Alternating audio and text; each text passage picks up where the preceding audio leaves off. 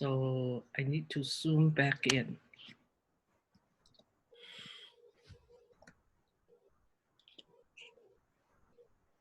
Okay, we are at page 4. Yep.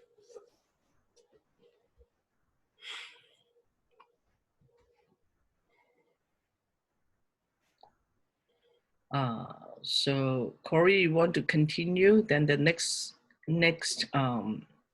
file would be like Rick. Is Rick here? Yep, I'm here. Oh, okay, that's good. Okay, so next paragraph, next 2 paragraphs, actually. Corey, please. Yep. World honored one, if someone hears the sutra, has pure and clear confidence in it, and arrives at insight into the truth, the person will realize the rarest kind of virtue. World honored one, that insight into the truth is essentially not insight. That is why the Tathagata calls it insight into truth. World honored one, today it is not difficult for me to hear this wonderful sutra. Have confidence in it, understand it, accept it, and put it into practice. But in the future, in 500 years, if there is someone who can hear this sutra, have confidence in it, understand it, accept it, and put it into practice, then certainly the existence of someone like that will be great and rare. Why? That person will not be dominated by the idea of self, a person, a living being, or a lifespan. Why? The idea of self is not an idea, and the idea of a person, a living being, and a lifespan are not ideas either. Why? Buddhas are called Buddhas because they are free of ideas. Okay. Now, according to Venerable Thich Nhat Hanh, he said that if someone hears this sutra, has confidence in it, and an insight into the truth, that person will have pure, clear, and stable confidence without questions and doubt. So if somebody is already, at that stage, insight into the truth, that means, they are at least a stream enterer, then, the doubt will be cutting off, and then pure confidence, stable confidence will be established at that point. So pure and clear confidence, meaning that the mind has detached it from any conceptual proliferation and realized the truth. And this kind of confidence is very concrete, it's very difficult to move, it's unshakable. So ordinary people with untrained mind, we are controlled by our own habitual patterns and concepts. But we don't realize it. It takes time to train the mind. If we remember, the Dhammapada, the first thing it says that mind foreruns all phenomena, right? So the entire thing, entire teaching, of course, we are saying that we have to detach from suffering. We have to get rid or cut off or eradicate the defilements. All these, there are 3 actions. We know that verbal, physical, and mental action. Verbal and physical action, it's going to directly bring results. Mental action, it's indirectly. Well, directly and indirectly, I should say, because sometimes the mind acts so fast. The minute a thought comes out, volition starts, action performed. Okay, the mind is going way, way, way too fast. So if we can master, our mind, we can almost sure that our action, verbal or physical, won't be so wild like a horse without a rein. We're able to at least master our action verbal or physical, to a certain degree. So for Shibudi, those people at Buddha's time, they had the opportunity to listen to the Buddha directly. So you think about how good it is that we can connect with, the wise, and he is the awakened one with skillful means, with excellent skillful means. So he'll be able to touch the audience deeply. It's easier for those people to understand and have confidence because the Buddha is there, so the confidence there compared to after the Buddha passed away, it's not comparable. So if 500 years later, people still have the same confidence and practice, then they are very rare. And think about how long the Buddha already passed now, 2,600 years. So to establish that kind of confidence, we have a big task to deal with. Then Venerable Tinahan explained that all these views and objects of perception, they neither independently existing. And this kind of concept is going, throughout the Mahayana Sutra, whether you are going through Yogacara, Madhyamika, Tathagata, Gaba, or even the Tibetan teaching, the concept of neither independent existing nor permanent, it's going to repeat and repeat and repeat again, because those are the core teachings. If we're saying that they are not independently existing nor permanent, we're talking about the Four Noble Truths and the 12 links of depending origination. So those are the core teachings of the Buddha. So those who understand such reality are free from clinging and craving, which are roots of suffering. The Buddha is definitely free of all views and completely awakened to the truth. That is why he's called the awakened one. Now, Venerable Ancient said that the unreason of all conceptual phenomena give rise to prajna. If very simply, just think about, okay, if our mind is so steady and not wandering, and the papancha is minimized, not yet cutting off, okay, minimized to a certain extent, our mind is so clear that we can see things more, clearly, completely from a different angle, okay? So this explains the insight into the truth is essential, not insight, because, the duality won't arise or will be subside for the time being.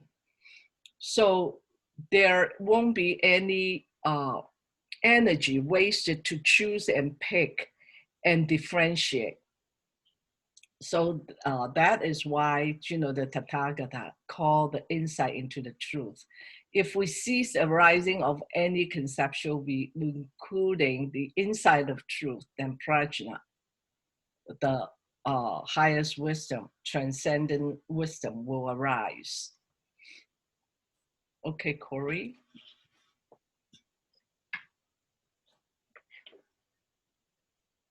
Corey, are you there?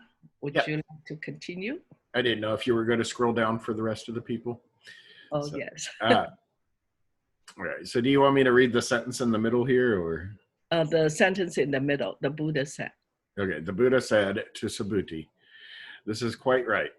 If someone hears this sutra and is not terrified or afraid, he or she is rare. Why? Subhuti. What the Tathagata calls Paraparamita, the highest transcendence, is not essentially the highest transcendence, and that is why it is called the highest transcendence." Okay. So here the Buddha confirmed Shubhudi's statement by saying sadhu, sadhu, sadhu.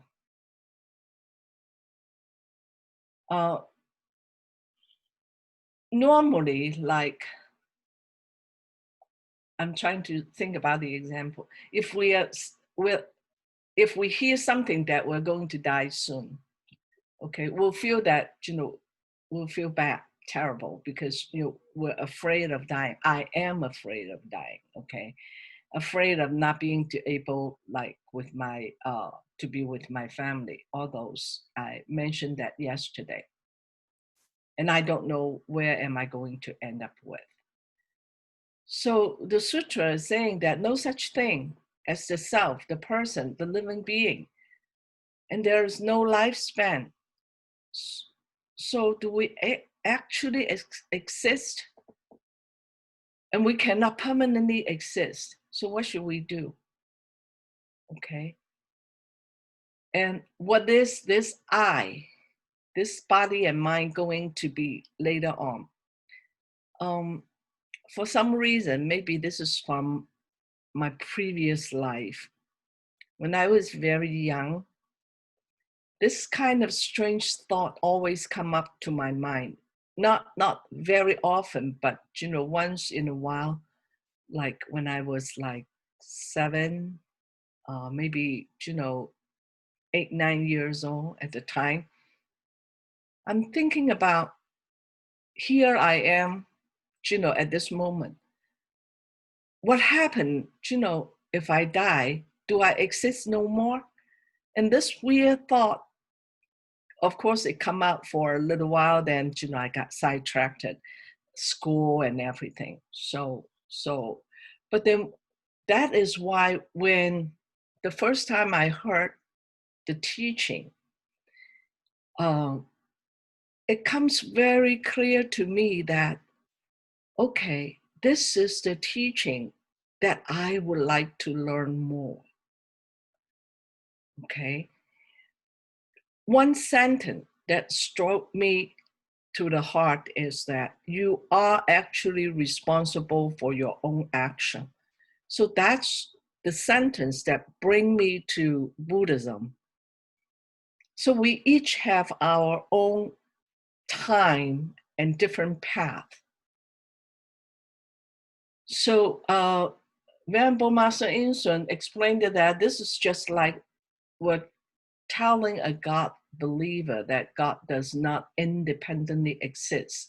He's only conditionally and compositionally exist. Would they be terrified? I don't know. Maybe. So maybe, somebody with a different religion will be able to tell us about that. And if we tell the philosopher that all material and mind do not independently exist, would they be lost and disbelieve? If we tell the Buddhists that the concept of depending origination or the teaching of the depending origination or liberation does not exist, they would not accept. And I understand that I have encountered some of fellow practitioner, if we're saying that, hey, there is no such thing as Tathagata Gaba, some of my fellow practitioner won't accept it.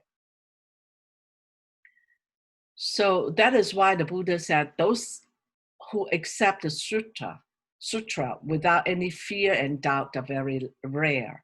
That is why the Buddha said prajna paramita is the highest transcendent. Prajna is the foundation for all paramita. So I think we just finished the this file, the PP-7. I was wondering, no, I do have to stop sharing and then resharing. And then I lost everybody. Okay, minimize. Oop.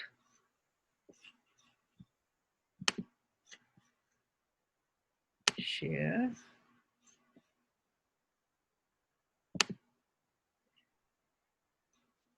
Share. No, this is not the right file.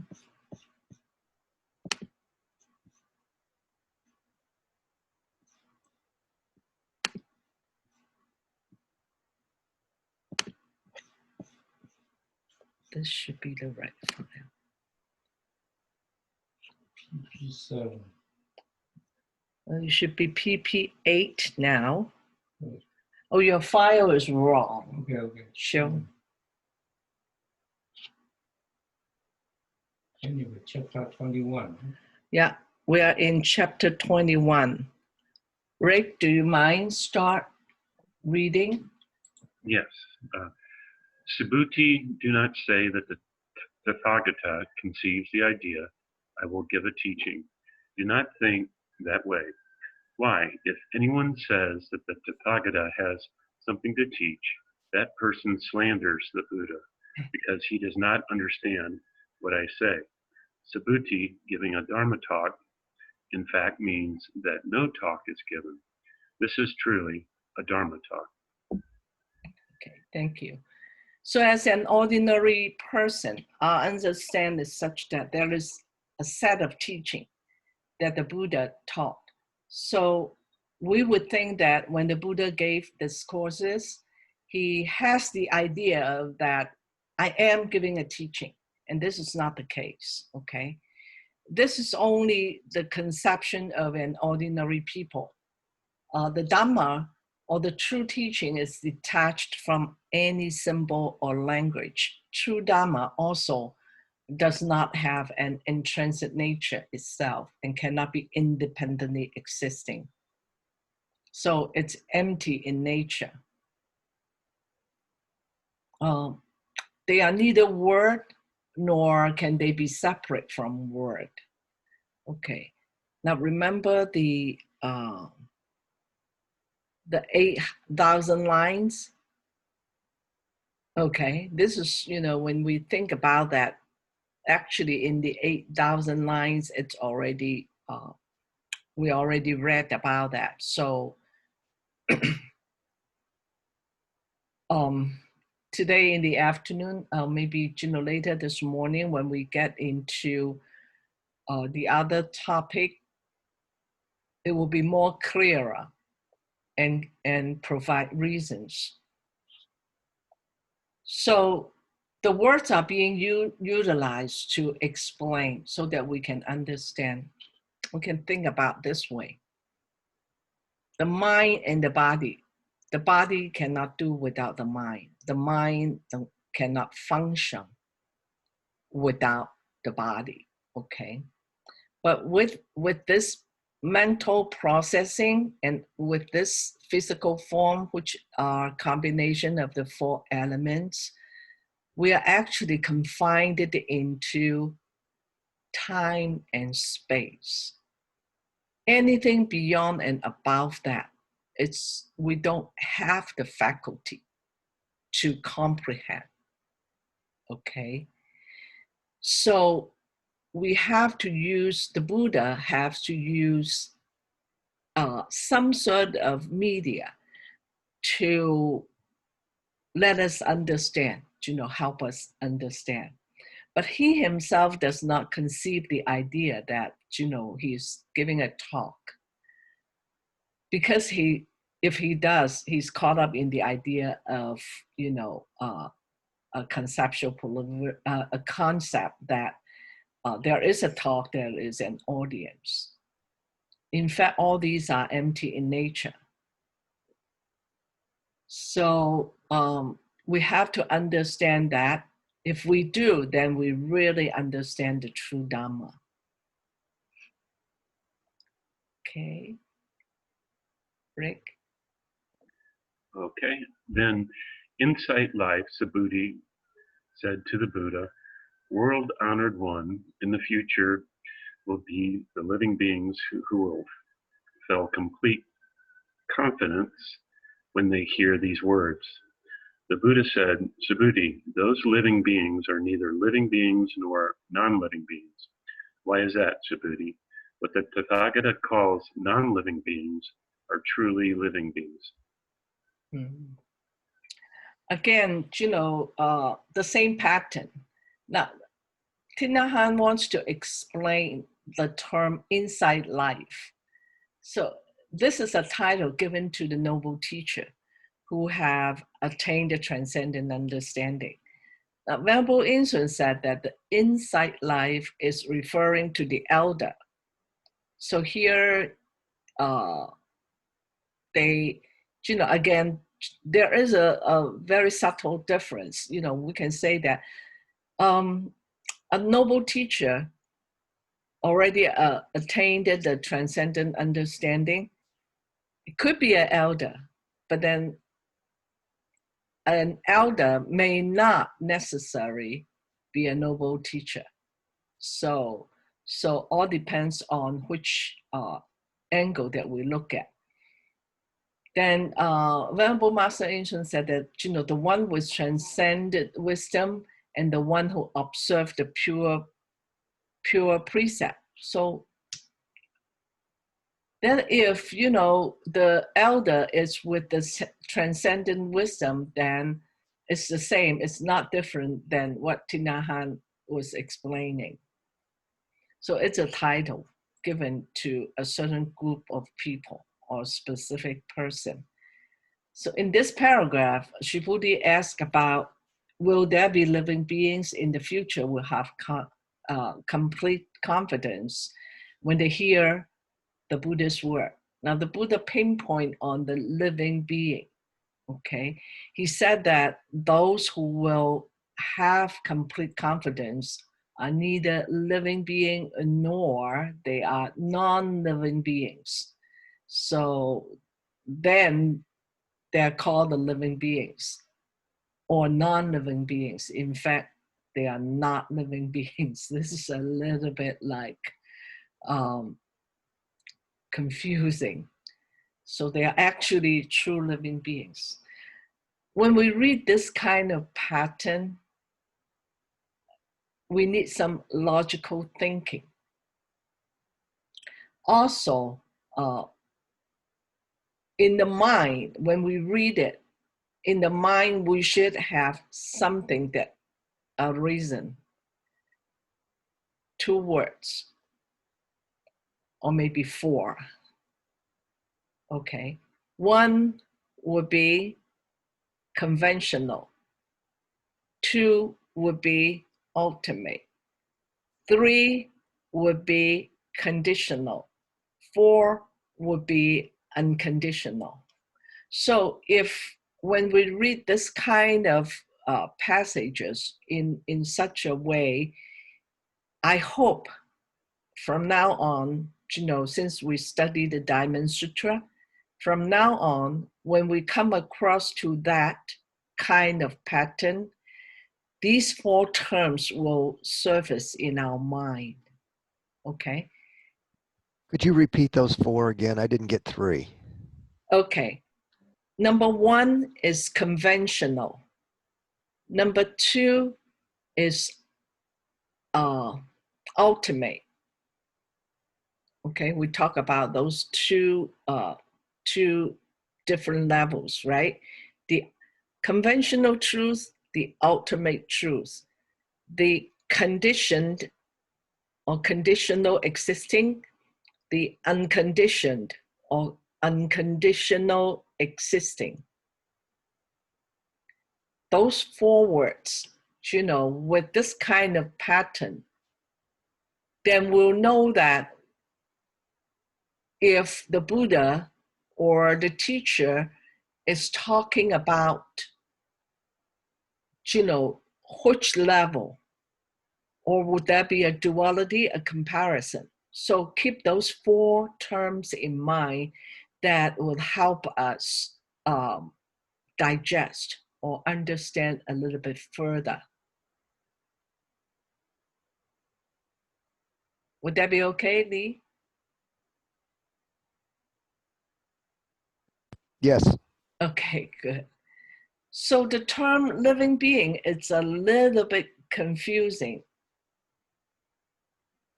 Is it Well, a frog, an insect is a living being, right? So Venerable Master Insun said that, and I might, I'm preferring the sentient being also. He said that, the sentient beings are not ordinary sentient beings.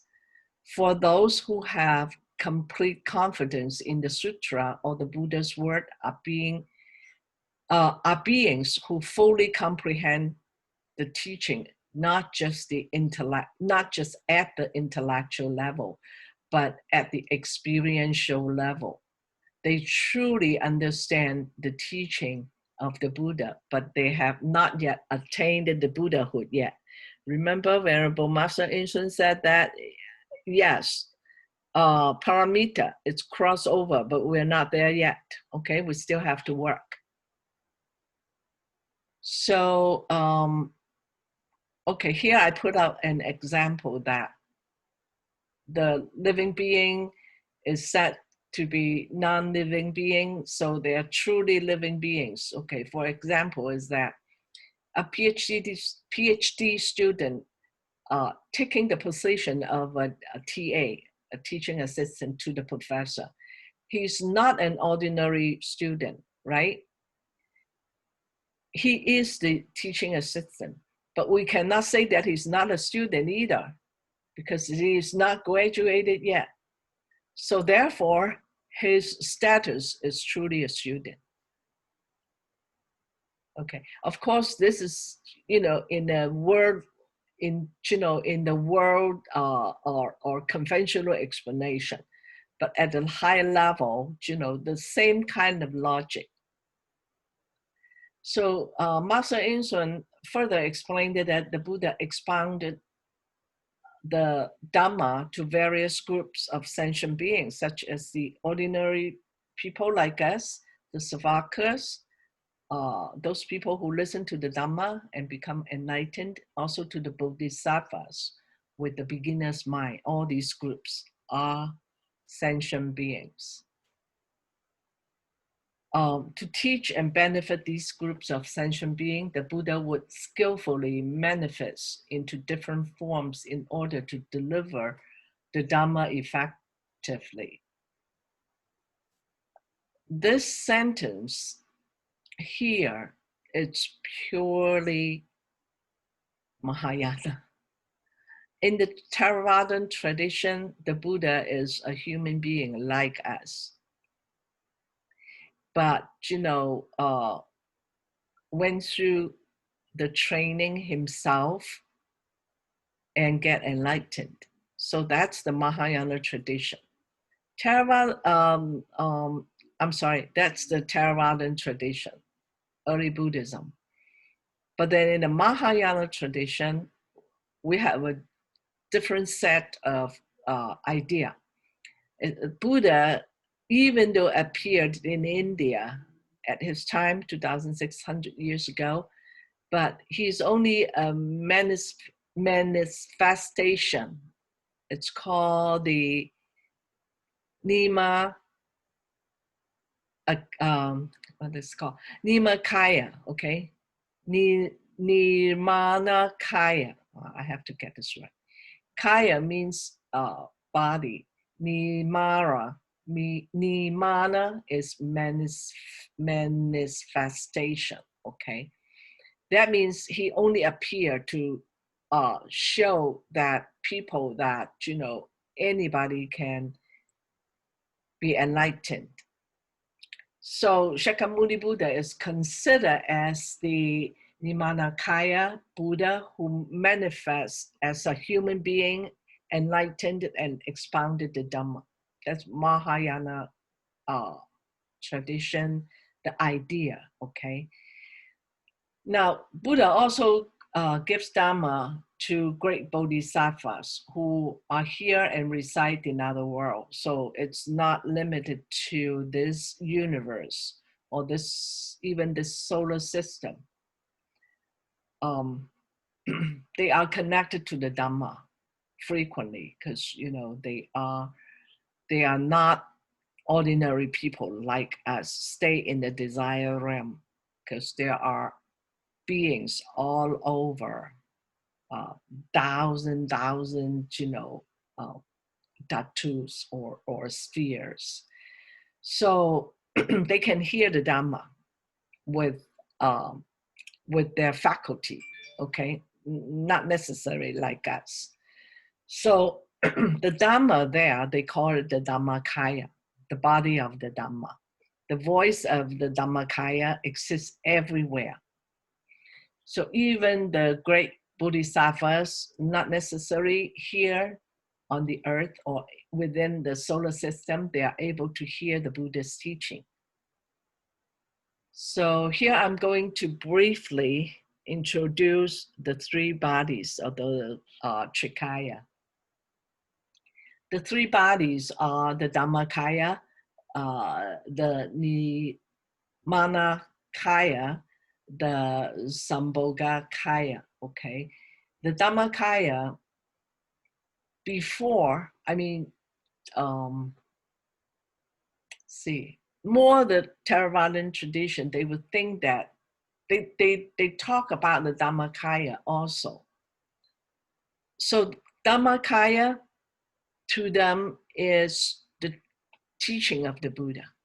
It's just simply referring to the teaching of the Buddha, okay? Like the Tripitaka or Tipitaka, okay? But then in the Mahayana tradition, the Dhamma body is considered to be eternal and indestructible, true principle, okay? And that is the Buddha's original body. Again, this is the Mahayana tradition. Now the other one, the Nimanakaya, it's a manifestation body, which is only the image or the body of the Buddha appearing in front of the sentient beings in order to salvage them. So in the Lotus Sutra, I think the last, there are the last chapter, is it the last chapter? The Avalokite, Bodhisattva Avalokite verses in that section, it mentioned that, the Bodhisattva will be able to manifest in different forms in order to serve whoever needs to learn in that form, okay?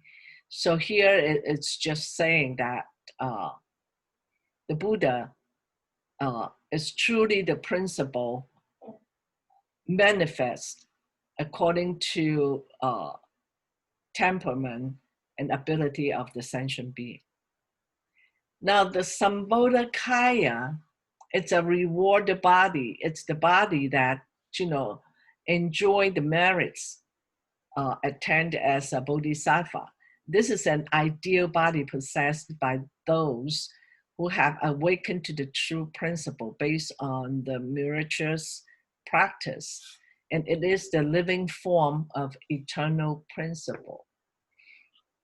No wonder, of course, by just looking at the description of these three bodies, number one and then number two, even and then number three, even number two,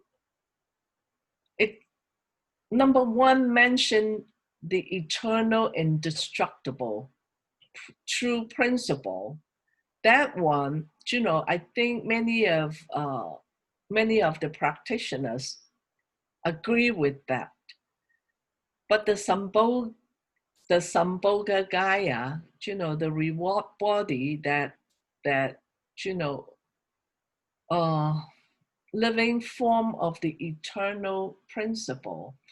So in Buddhism, be very careful using the word eternal because it's easy to fall into the trap of the two extremes.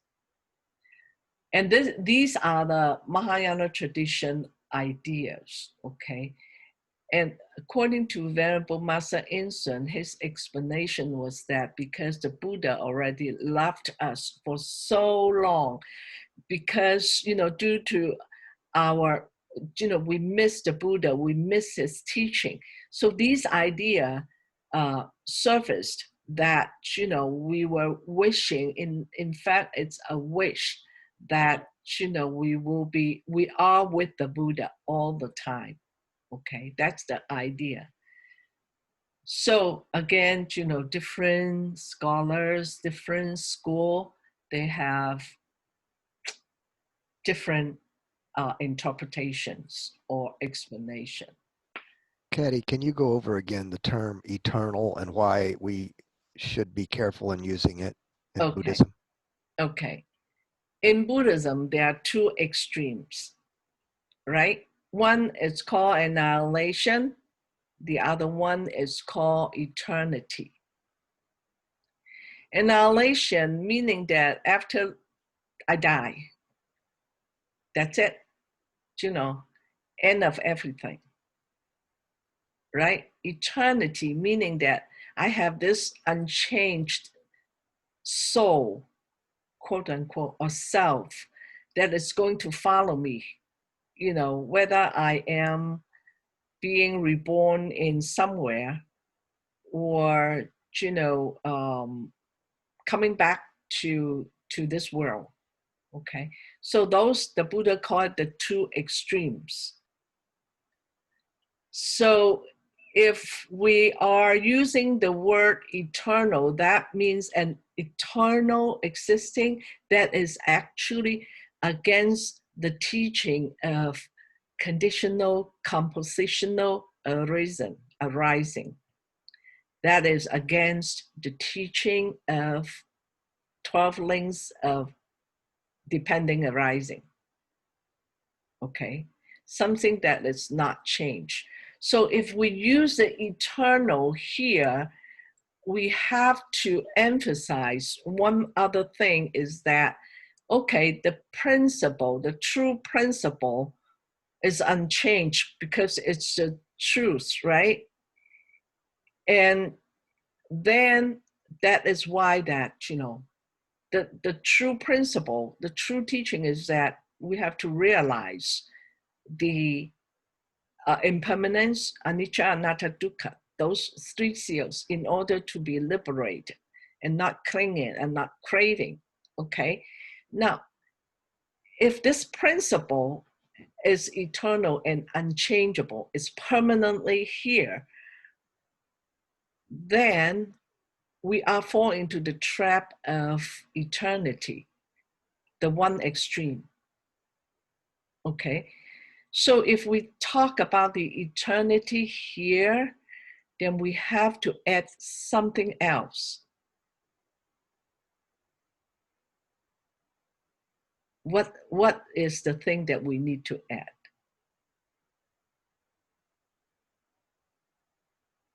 That eternal is not eternal. Okay. Why is it not eternal? We're getting there. Because Could we, I'm sorry, go ahead. Oh, that's okay, go ahead. Could we say this is an old process thing, just like the raft? Once you reach at that level, you just let go the raft, so nothing is eternal. Nothing is permanent. Okay.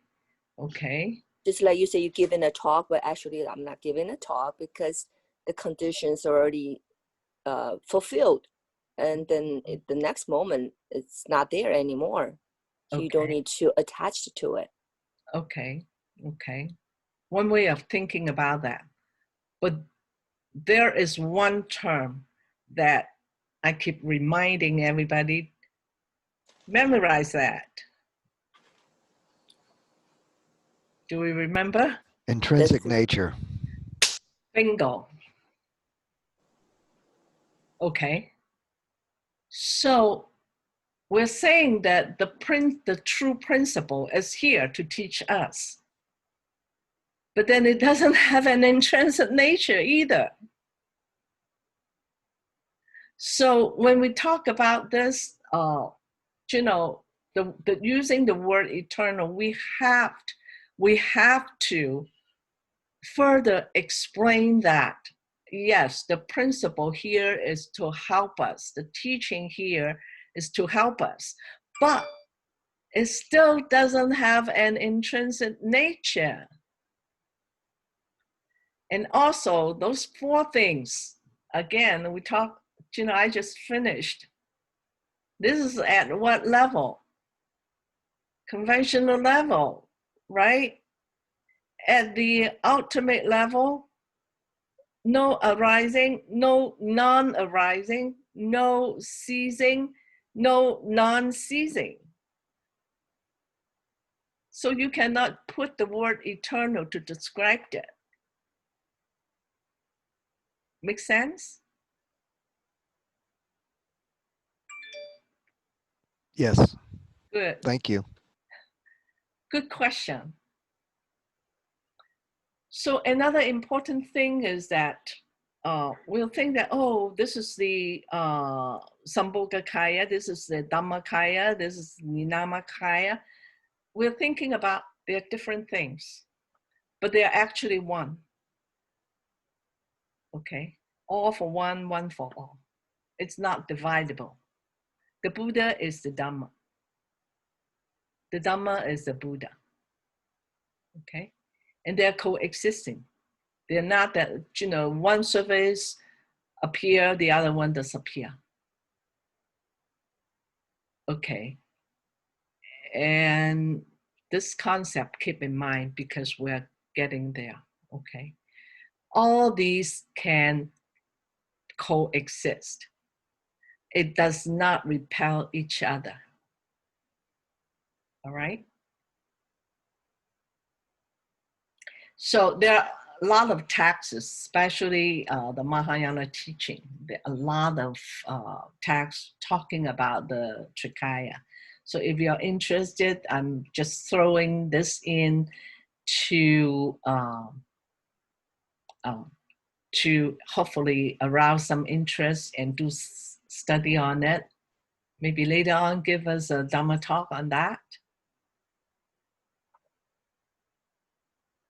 Okay, the next one is just an example that I put out.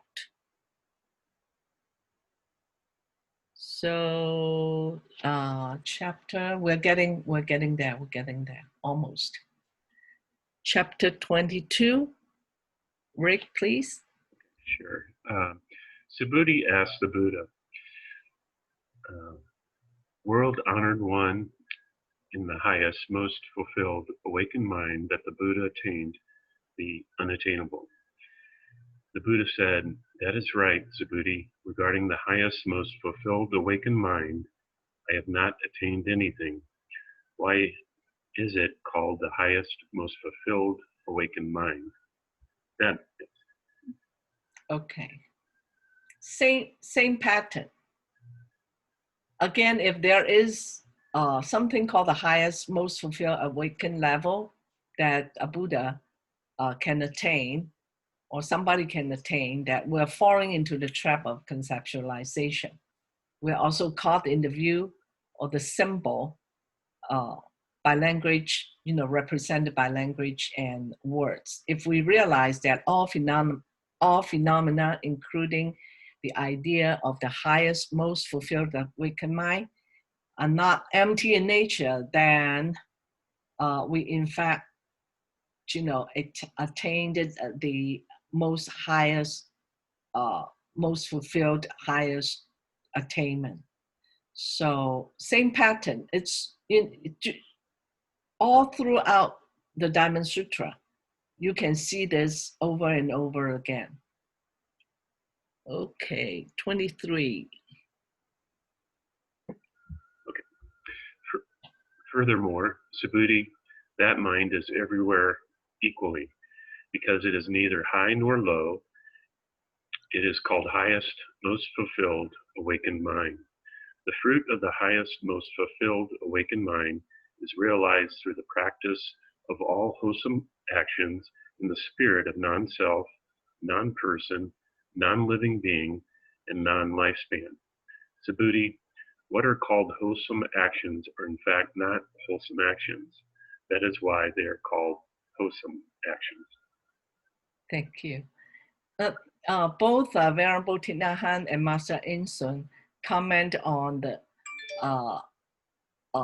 neither this nor that, neither liberating nor being liberated, neither I or others, neither many or few, neither high or low.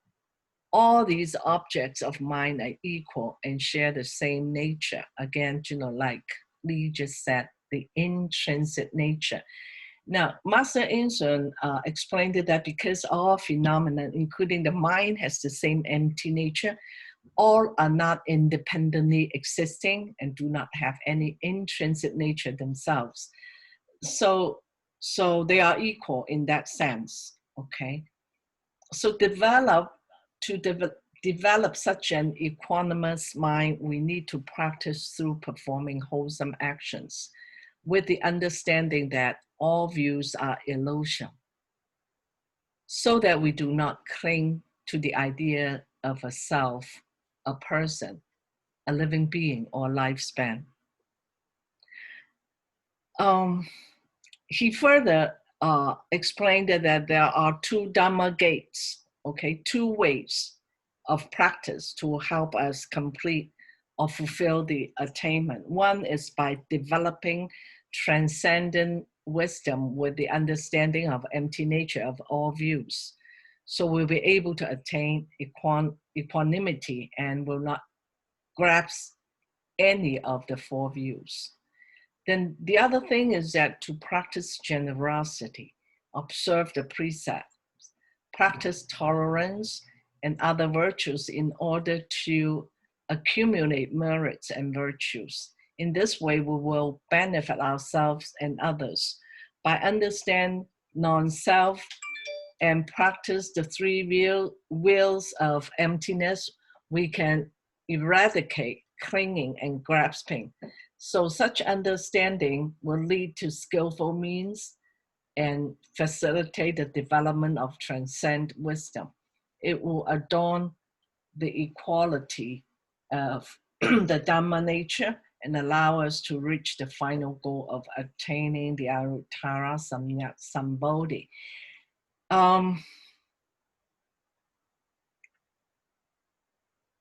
Can we think, when we hear about these two gates, what comes to the mind first?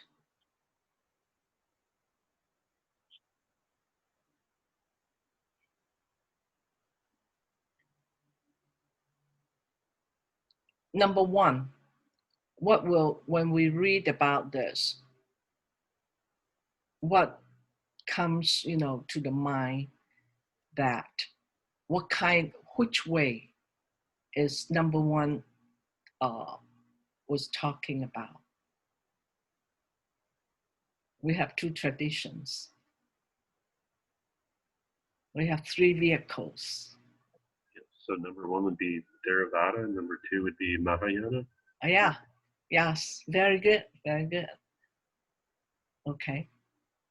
So the Theravadan practice, remember their goal is arahantship.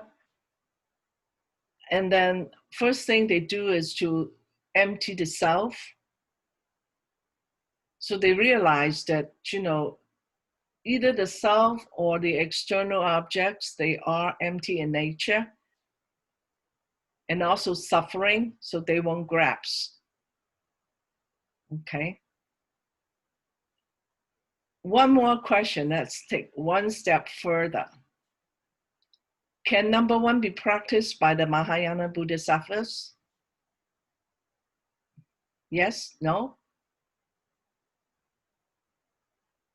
To a certain level, yes. It would be one of the foundations of the Mahayana practice, right? A Bodhisattva, even though, the highest training would be the equanimity in the self and also in the phenomena, but then they have to have some foundation to work on. Okay, if they are clinging to the self, they cannot be a Bodhisattva, right? If they cannot perceive the empty nature of all views, they cannot be a Bodhisattva because the equanimity is not there. So 1 and 2 can be practiced by both by Bodhisattva and also, the Bodhisattva can practice through both gates. It's the volume, the depth, it's a little bit different. Okay, but the Savakas or the early Buddhist practitioners, they do not focus very much on number 2. Okay, so if we attach to the idea of wholesome action, then again, we fall inside the box of conceptualization. So the wholesome actions are in fact not wholesome actions. That is why they call wholesome actions. For us, we have been practicing or learning the Buddha's teaching for a while. We understand that. Now, for outsider, when they read this, what are called wholesome action are in fact not wholesome action. It's very confusing to them. So later on, if we go out and talk to non-Buddhist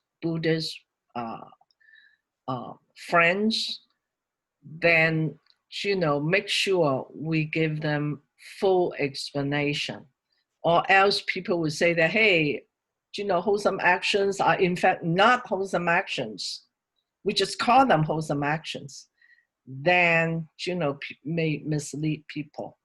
Okay, so like I said, you guys are we are all going to encounter some of the non-Buddhists eventually.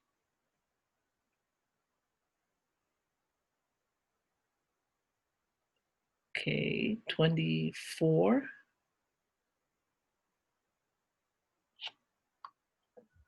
Okay, Subhuti, if someone were to fill the 3,000 chilocosms with piles of 7 precious treasures as high as Mount Sumeru, as an act of generosity, the happiness resulting from this is much less than that of another person who knows how to accept, practice, and explain the Vajra Shidika Prajna Paramita Sutra to others.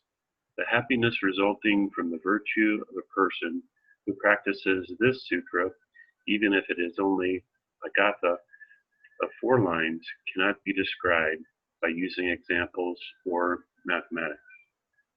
Okay, so this one, we can recall back to the 8,000 lines that it's talking about, the acceptance practice and the happiness, it's not comparable to the reciting or memorize or teaching, even if it's only a gatha of 4 lines, okay? So 25.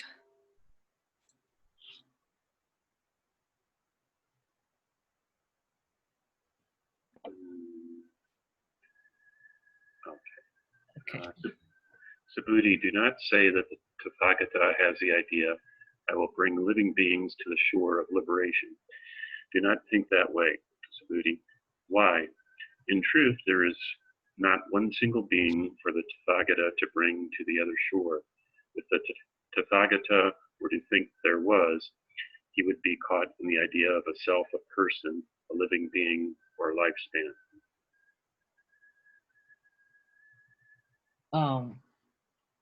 Same thing, just, like we just explained it, that he doesn't think that he's giving a sermon at all. Okay. And he doesn't think that he's helping somebody. And this is truly the 3 wheels of emptiness. If you remember, What is the three wills of emptiness?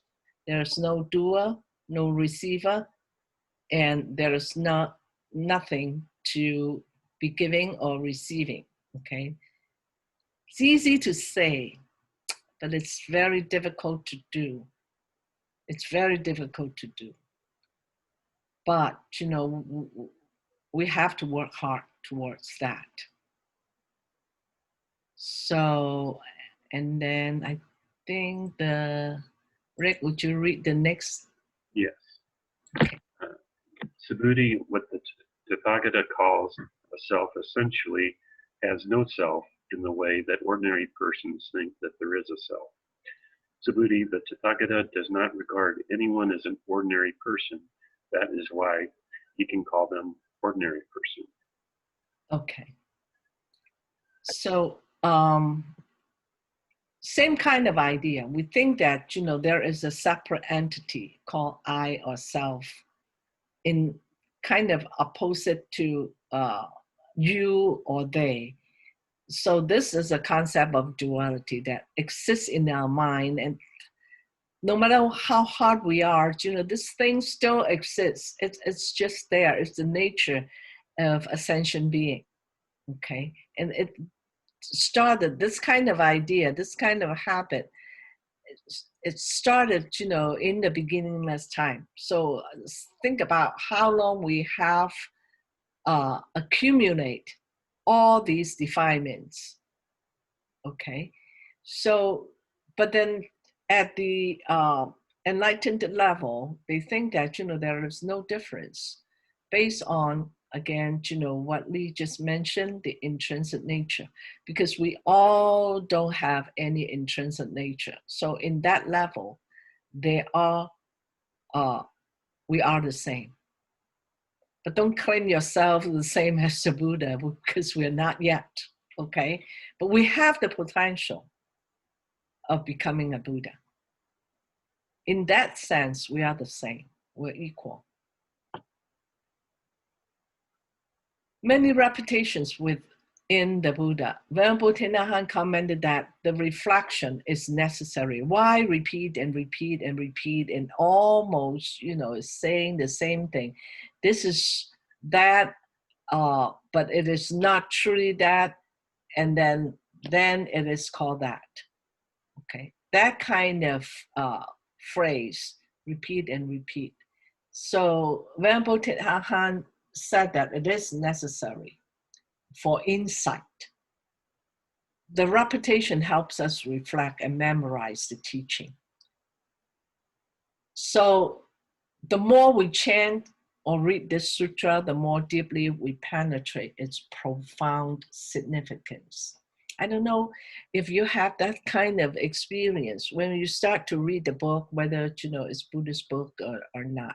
The first time you read it, you grab some idea. Okay. The second time you read it, you find out that, oh, sorry, the idea that you first read it is totally different from the second reading. And then the third time you read it again and say, okay.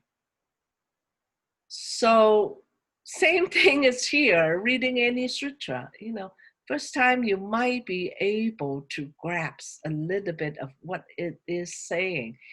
Then because it's already impacted in the consciousness, so you have some perception, preconditioned. And then the second time you think that, oh, I thought it was not like that. Then you read it more, then you find out, oh, I found the difference. This is where I misunderstood. Then you read it the third time, and then, bit by bit, piece by piece, it comes together. So repeating, studying, it's actually very good. There is another reason for repeating. Because remember, in the early time, people recite what the Buddha taught. They don't have, you know, writing down, okay, at that time. So when Buddha gave a sermon, they repeat and repeat and repeat. So when they go to another person, they repeat and repeat and repeat. The first council, Ananda, recite the entire Samyutta Nikaya. So if you look at Bhikkhu Bodhi's translation, the entire book is this thick, okay? And different discourses, it's not in a sequence, it's not systematic. So that actually helps the memory. And that memory, it's going to repeat in the mind, in the consciousness again and again. It's just like reading the book, reciting the book again and again. So it really helps. Venerable Master Insun mentioned that all Dhamma nature are empty. All sentient beings have the equal potential to become the Buddha. The Buddha is also elusive. Wow. If we say that the Buddha is elusive, how many people can accept that? Okay. And it's only the manifestation appearance to us. All are empty and there is nothing to be attained. However, if we do not practice diligently, if we do not prepare, if we do not establish our own body mind, do not practice to benefit others, then we will never reach the goal of liberation. So these are the conditions. First, we have to understand the teaching. We have to realize that all are empty and impermanent. And then we have to practice continuously, diligently, patiently. And if we're not prepared, or we do not establish our body mind and not, you know, being compassionate, loving kindness, all those paramis, then we will never reach the goal. Okay. So somebody would say that, I don't care. Why do I have to be liberated? It's a personal choice. I mean, if, you know, a person choose to be swimming in this, you know, ocean of suffering, samsara over and over again, going through birth, death, birth, death, birth, death, it's a choice, okay? But then come to say that this is also impermanent. The choice is also impermanent. Eventually, a person would be tired of that because, you know, they have the what? They have the Tathagata Gaba, okay? They have the awakened nature in sentient beings. That ends our Pajna Paramita Sutras. Any question, or we come back for questions after the break? Okay. So 15 minutes. I'll let you guys calculate because my mind is not functioning very well. Sure. Okay. So can you guys see the screen? Yep. Okay, good.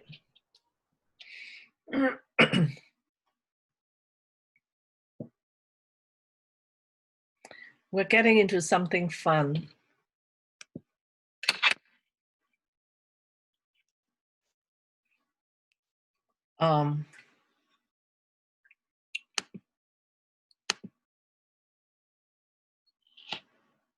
So let me go to the next screen first. The next one, the next sutra we're going to explore, again, this is a Mahayana Sutra. It's called Sandhi Nimochana Sutra. Okay, so we're going to study that. Hopefully, we'll be able to finish it today. So, if we want to study this sutra, we cannot avoid not going into understand the school of Yogacara a little bit more. Okay, you know, this sutra is actually one of the foundation or basic doctrine of this Yogacara school.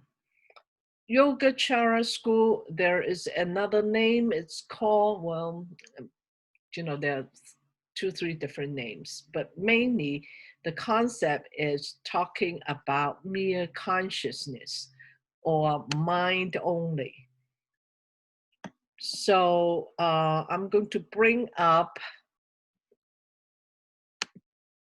a file, which is YS for Yogacara school. I think it's dash, let me see if I can find that on my screen.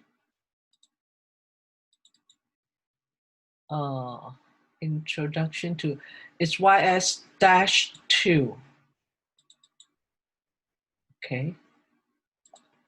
See if I can bring it up on the screen. Stop sharing.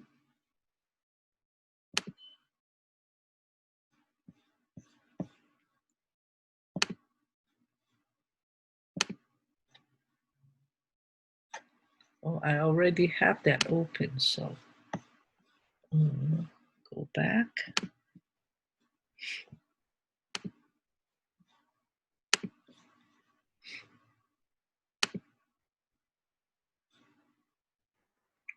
Okay. Yeah, I think that's the largest I can go. So when I gather all the information from the resources, I found that, you know, this piece of work by Venerable Master Insun, again, you know, I pull my information a lot from Master Insun because, you know, his work is so vast and profound, touch almost every object. So I pulled some information from his book, and this book is, let's see, this is not one of the Miao Yunji. I think he has a different, you know, book on this topic. It's called the Wei Shi Xue Tan Yuan, Exploring the Concept of Yogacara School.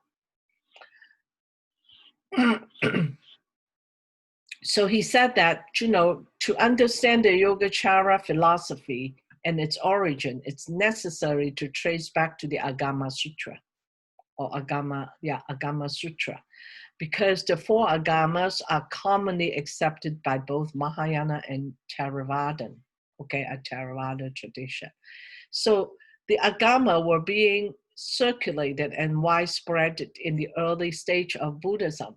In order to detect how the Yogacara thinking sprout from the Agama, it is necessary to know the center teaching of Agama. The Agama, you know that when the Buddha expounds or sermon the people, it all depends on the faculty of the person, on, you know, the necessity at the time, and then, you know, giving the right sermon to that person to help. So it's a lot of, when we read, you know, the 4 Agamas, a lot of information, a lot of sutras, you know, here and there, just as the 8,000 line that we read. So But then, there are core teachings. There are two core teachings. Of course, we know that the Four Noble Truths is one of them. Okay, the other one is the depending arising. This exists, that exists, this arise, that arise, this absent, that absent, this cease, that cease. Okay, so the Dhamma may include and explain through the dependent origination. The key concept is the conditional arising of life. The Buddha wants us to liberate from this samsara, this suffering. So he has to let us know that what caused the suffering, right? And we have to understand that we cannot individually exist. And that is part of the condition of life. And we are not here permanently. Okay? And because of that, we suffer. So we have to understand that, this body and mind, whatever is outside, they are conditional existence. So the entire Buddha Dhamma divided into, the depending origination, which is we have an upward and we have a downward. We have a one way, we have a back way, returning, okay? So the way that we go through the cycle of samsara, the rebirth, is called the gate of transmigration, okay? We start with ignorance. Because of ignorance, we have this sankhara, the actions, and then we have this consciousness, and then we have, all these steps, 12 steps.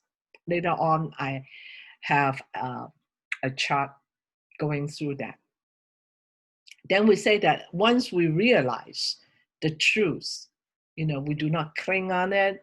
We become wise, in the transcendent level, not just the ordinary intelligence or smartness. Then we're going backward. We start with stopping the cycle of rebirth. We're working backwards. Then we eradicate the root, which is ignorance. Okay, but then before we're going through that, there are conditions. Before we even study, there are conditions. As an ordinary people, okay, it's called the worldly right view. Can anybody tell me what are the 4 worldly right view?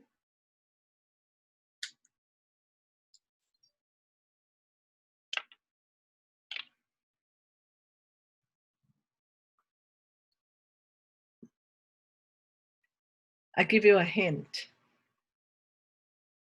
Google it.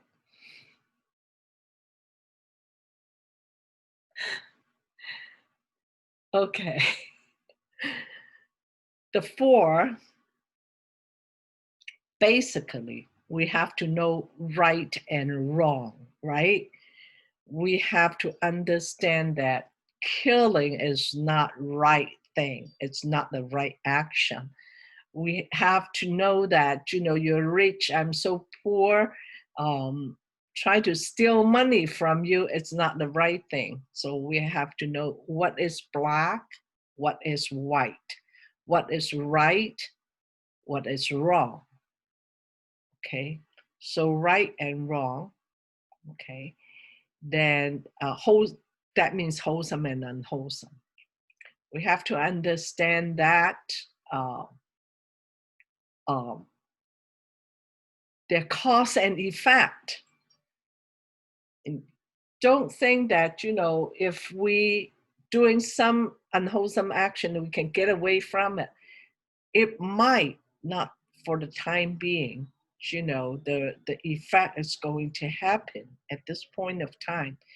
But, we cannot get out of cause and effect. We have to know that there are samsara, that we are going through. If we don't believe in samsara, we're falling into the two wrong views. Okay, Lee just asked, the eternity or annihilation. Okay, so we have to understand that there are samsara, there are circles of rebirth. So that means we have the three periods of time. We have the past, we have now, and we have the future. So number three, that's number three. And then we have to understand that we can work ourselves toward the sagehood. If not, then what's the goal? We can be a Buddha later on, with hard work, of course. So there are differences between the ordinary people and the sages. So 4 things. Those are the 4 worldly right view. Okay. Venerable Master Inshun in his book saying that, whether the gate of transmigration or the reversing process of extinction, both explain the concept of cause, condition, and effect. Okay, something happen has to have a cause. So to get an effect, not necessarily one cause, one effect, one cause, one effect directly. The condition has to be there. Okay, I signed up for this class. If I don't have the condition, I don't have a teacher. I don't have this internet. We won't get the result of having a class. So there is a cause because I signed up. The condition is ripened. Their teachers, their internets, their notes, fellow students. Then we end up with this class. So this exists, then that exists, demonstrate the cause and effect of birth and death. Because of birth, death follows. If we don't have birth, then we don't have death. Okay? So if we don't die, we're existing forever and ever, then we don't have birth. Right? So we have to die before we can be reborn or can be born. So have we died before? Of course we did, right? Or else we won't be here. So this is a non-stopping cycle. Okay, this is what we call the defiled transmigration. And say one day we get out of the 3 realms of the 3 sphere, the desire realm, the form realm, the formless realm. If one day we're able to get out of that, then the condition for us to exist, within these 3 realms dissolve. So this absence, then that absence. And that demonstrates the cessation of the cycle and ending of rebirth into these 3 realms. And I read a book, it's talking about Venerable Master Inshun's teaching. It's very, very interesting. And we'll talk about that when we come to the Pure Land. He makes some comments about the Pure Land. It's very, very interesting. So Master Inshun is saying that the 4 Noble Truths, suffering and cause of suffering, represent the gate of transmigration, while cessation and path are the gates of reversing the process of extinction. The 4 Truths is a horizontal classification of defiled and pured or purified, and the cause and effect, while depending origination is a vertical explanation. This format is different. I mean, the 2 formats are different, but the content remains the same. Okay.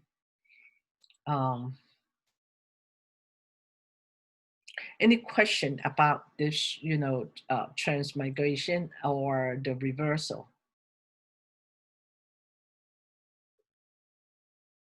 Because if we go a little bit, further, then we might, forget. If there is any comment or question about this.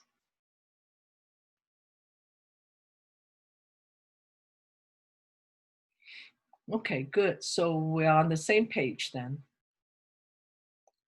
So based on the concept of conditioned arising and cause and effect, the Sandinimokkana Sutra explain the doctrine of other dependence. They also rely on the same concept to identify the defilement, purification, illusion, and realization.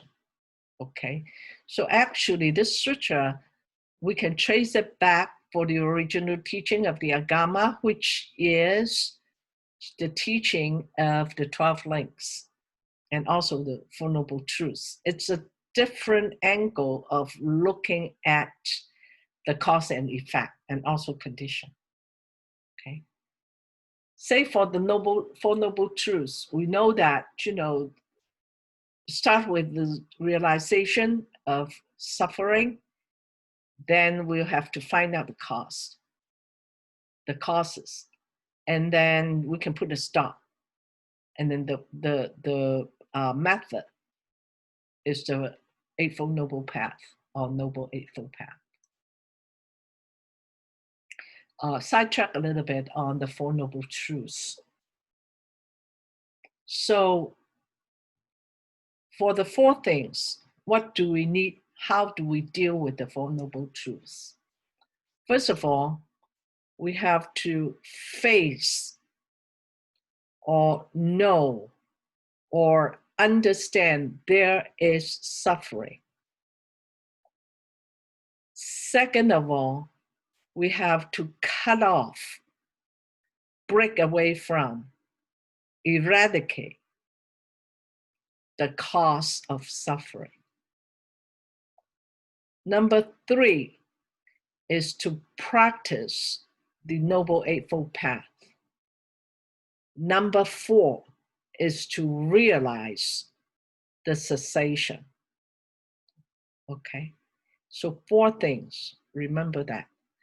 And this for the benefit of the Chinese speaker, okay?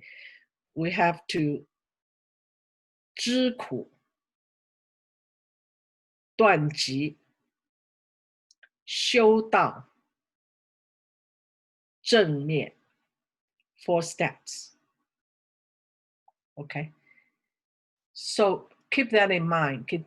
That's how to know the technique of practice, and it's also a step-by-step practice.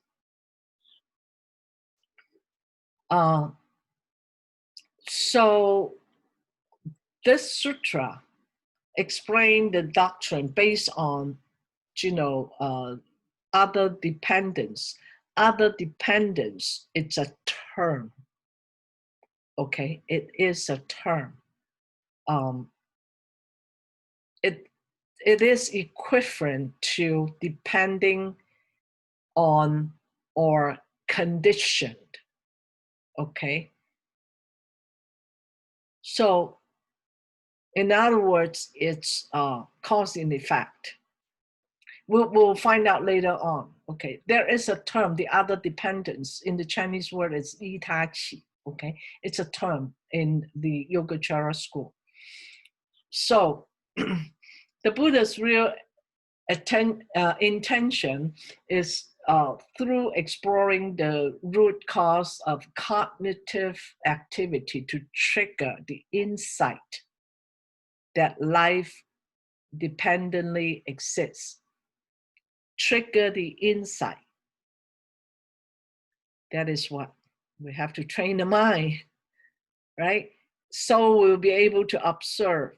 so we'll be able to practice, so we'll be able to memorize, so we'll be able to tame.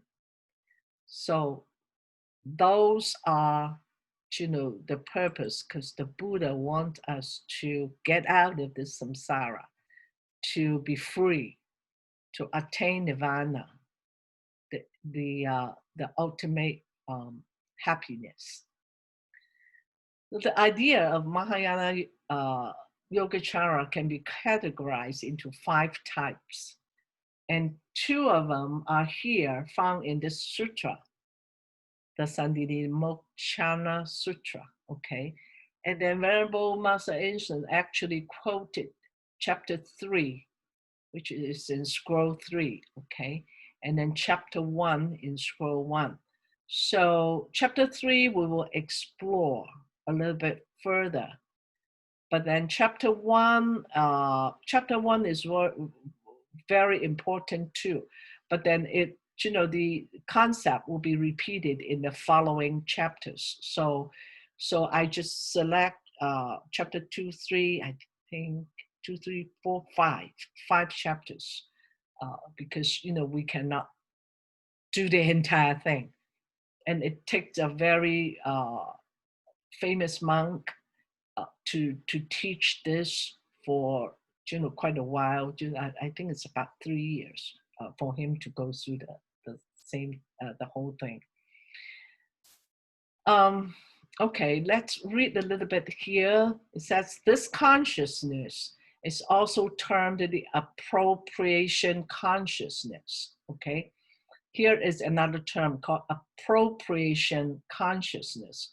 So when a single visual consciousness evolves, at the very instant, a discriminative thinking consciousness arises together with that visual consciousness.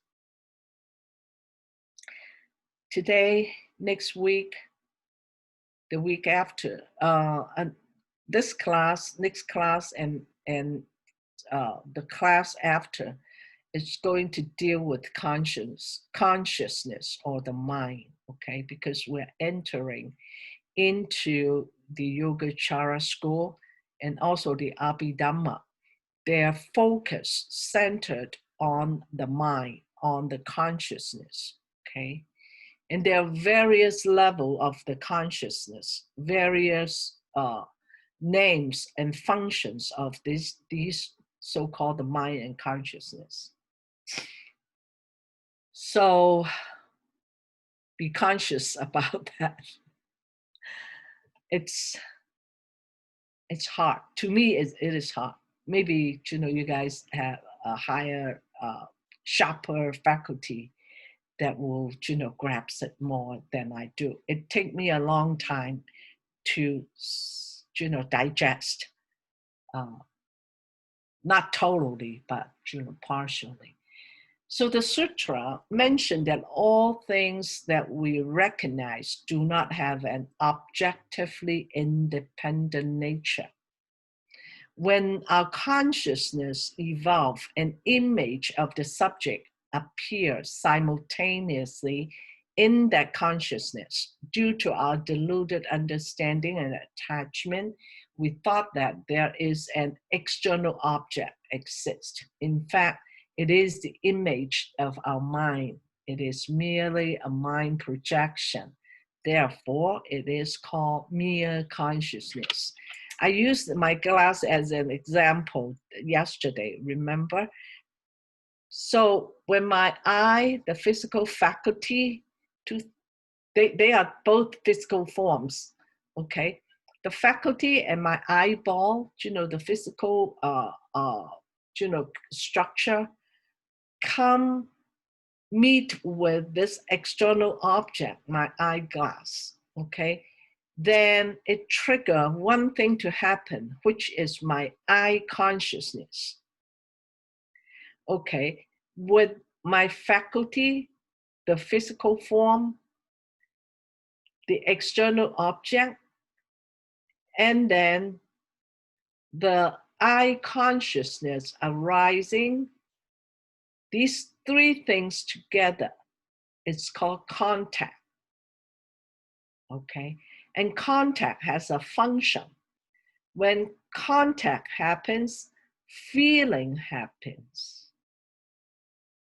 When feeling happens, perception happens. And part of the function of the, then I have to take it back. Yeah, perception happens. Perception would label it. This is an eyeglass. I like it. I don't like it. Okay. Then the next process happened. It's called relation. Relation has three functions, and I believe that, I posted on Slack specifically. Three functions of the relation mind. One, it's called investigation mind. Okay. Consideration mind. And then the next one, it's called decision mind. Same with the relation, okay? Then after the decision, I take action. Okay, so three process of relation. Okay. And then Chinese is called 审虑,观察决定. Okay. Then when I make the decision, then it will in turn turn into physical or verbal actions. Okay. So then when I look at this eyeglass and I said that on the perception level, I said that I like, I dislike, right?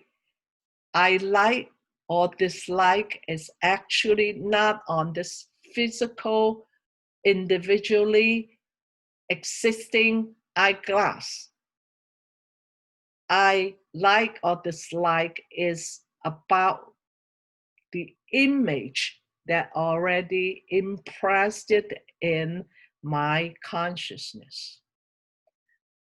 So this eyeglass, whether exists or not exists after I see it, it's gone. Okay. But the image is still in my mind. So if I don't like this eyeglass or I'm neutral about this eyeglass, the craving mind, the mental factor of craving won't surface together with my thought. Okay. Then the image in my consciousness, I won't attach to that image. But if I really like, on the perception level, I like this eyeglass. Once it broken, then I'm clinging to that image. Oh, how good it is. This is such a good pair of eyeglass. So our clinging is not on the physical eyeglass, it's to the image that already imprinted in the consciousness. So this is what we call the mere consciousness, mind only, okay?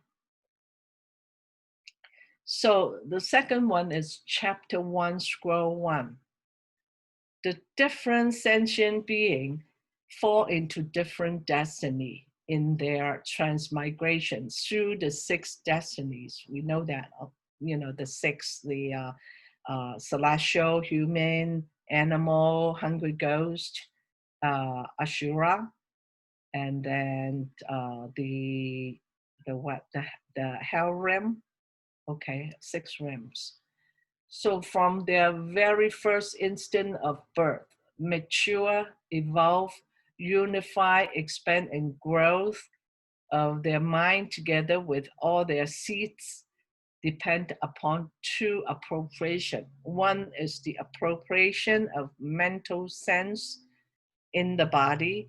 The second one is appropriation of the propensity towards verbal fabrication in discriminating images and words. Because of the appropriating consciousness is the support and ground, there evolved the group of six consciousness of seeing, hearing, smelling, tasting, touch, and thinking. So what does this mean? Venerable Master Insun explained that the sutras state that the cognitive activity of our body and mind rely on the hidden seeds inside our consciousness. And these seeds gradually develop and expand. This is in accordance with the theory of the embryology, explaining that the cognitive function, the cognition function, sprouts from a seed within the consciousness at the time of conception. It's very controversial, especially nowadays. We heard the word choice, right? It's a choice that I want to do with my body. So versus that, we have to save life even if it's a fetus, right? So this is a controversial going on in our society that, one side would be saying that, yeah, I don't want this baby, So the question is, if I have an abortion, is it a killing or not?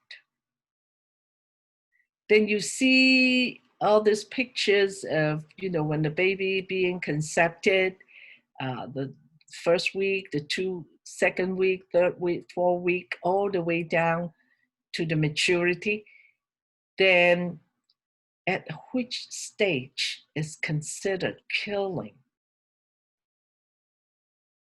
It's very controversial. Now, according to this embryology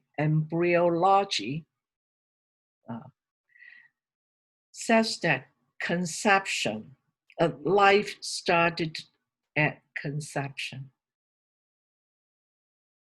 Okay, so abortion is actually an action of killing. But then I read another article, and it's by a venerable monk saying that it is not. Why he's saying that? He says that, okay, the consciousness enter into the embryo at conception. Yes, but it's not necessary the life begins there.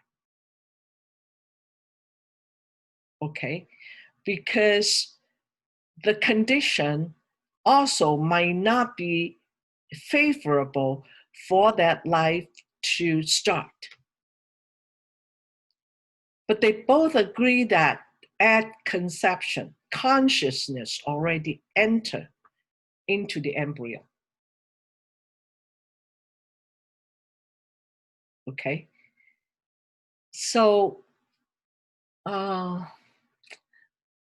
it's a long study on this. Why we have to know this?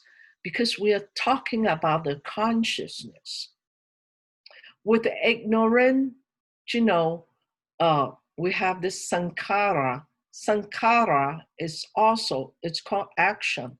Right here at this point with the 12 links, it's a mental action that it's before even the name and form. So where this consciousness coming from? Where is this sankhara coming from? Okay, if we are saying that consciousness started at conception, then there must be something before, because consciousness comes later, right? Okay, there must be something before the consciousness that can enter into the embryo. When we go to the 12 links, we'll start looking at that. So the two sections or two texts that we select or extracted from talk about the cognition activities of our body and mind. It's relying on the hidden seed inside the consciousness, okay?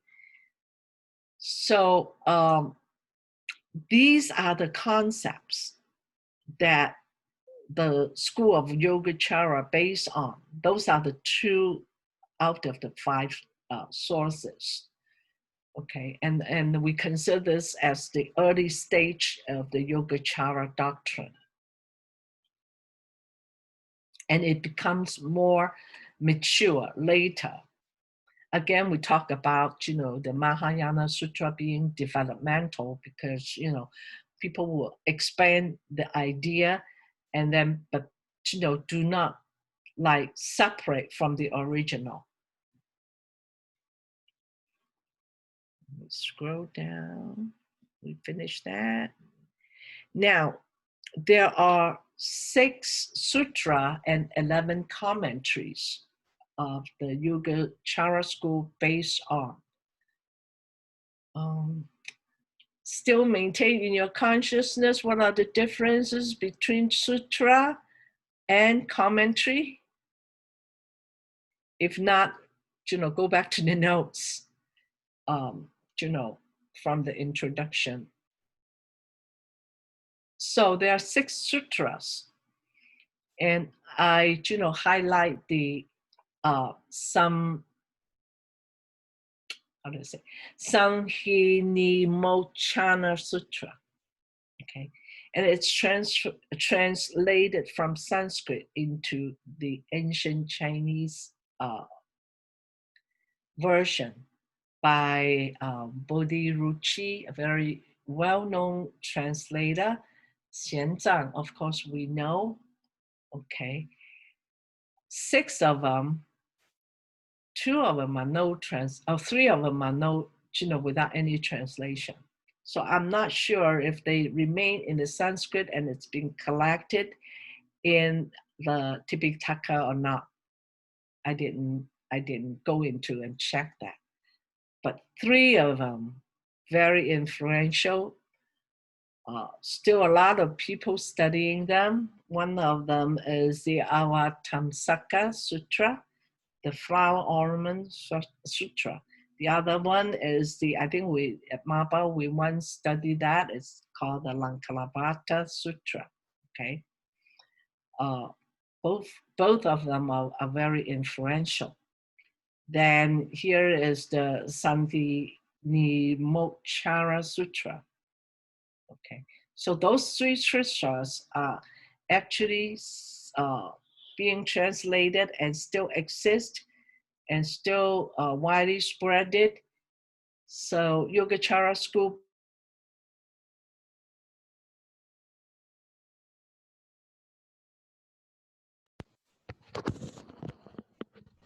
I think she froze.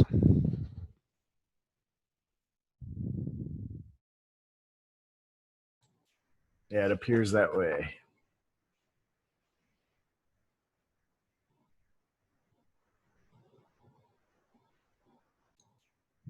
All I see is you. She's It's here. coming. There she is. You're muted. Hang on. There you are. Okay. See, Um, let me share the screen again. I did have a question, and we haven't been able to answer it. There are 3 of these sutras that you say have no translation. By that, do you mean that they have been translated from Sanskrit into Chinese, and as of yet, they have not been translated from Chinese into English? They're still maintained in the Sanskrit, not even translated into Chinese. Okay, because you have Chinese characters for some of these names that have no translation. That's why I wondered. Yeah, there's Okay. no translation. Okay, thank you. Okay. So most of the 11 commentaries have been translated into the Chinese version, of course. A lot of them are translated into English also. So, if we say like the Dasabhumi Vakayana, so that one is very well known. The Yogacara Bhumi Sastra, okay, a lot of them are being translated into English version. So if you're interested, but they are very difficult, very difficult. Like even this sutra that we're talking about, I've been going back and forth, English version, Chinese version, English version, Chinese version, explanations, this and that, Some of them I still cannot like say 90% understanding, Some of them are just like maybe 60 or maybe 70, okay? So highlighted two of them. One is the 20 verses, okay? The other one is the 成为实论. Those are in red. 成为实论, very interesting that, when Xianzang composed it or compiled this 成为实论, it's based on the 30 verses of Vasubandhu. But then he followed it, some explanation called the Dhammapalas explanation and commentary on this 30 verses of Vasubandhu, and combine and match with 10 great Indian commentators, their interpretation and explanation that he translated and compiled the 成为实论, okay? So right now, 成为实论it's the main teaching or doctrine of the Yogacara school. And the other name of Yogacara school, and I hope I pronounce this correctly, it's called Vijnana Vada school, okay? It still belongs to the Yogacara school, but from Xianzang onward, Yogacara school means earlier, earlier school of the mere consciousness. But the Vijnana Vada school is from Xianzang onward, okay? In the Chinese, it's called 法相, Dhamma appearance, or Dhamma character, or Dhamma image, okay? So these are the 11 commentaries. Another very, very important commentary, we just said that it's the Yogacara Bhumi Sastra, which spring off to the Dasa Bhumi, okay? And Vasubandhu use a lot of the Dasa Bhumi when he explained the Abhidhamma Kosa, or explained the sutra, the Samdhinimochara Sutra, the one that we are going to study, okay? So this sutra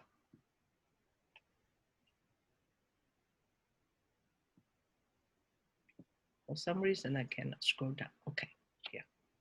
解释密经, a little bit of the historical background though.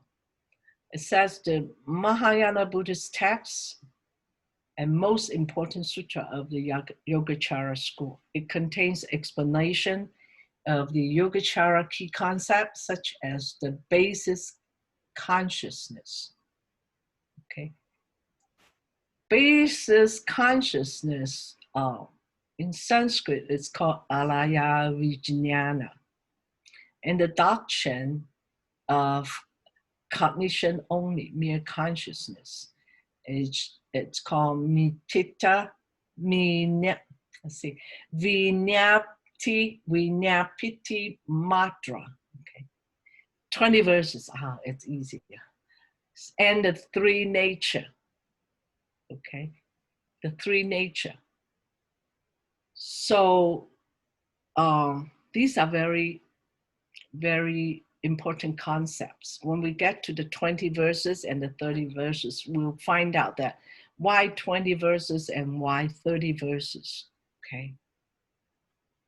Now, understand that, historically, because Buddhism is booming into the Mahayana concept. So we talk about this. Mahayana concept is not developed in China. It originated from the idea of Mahayana, originated in India. Okay, of course, it's the later India, not the Buddha time. Okay, so it's after the schism, actually, from the Theravadan or the elder to the Mahasangikas, which are a group of young monks. So Rameau is a French scholar, very well known in the Buddhist community. Consider the sutra is a link between the prajna paramita. That is why, I rearrange the class in the way that, after prajna paramita, we go into this Sandini Moksha Sutra. Okay, it's, it's certain connection. Reason. It's because, why is it a connection between the prajna paramita? It's because the prajna paramita, the idea or the concept of the doctrine, was there, arise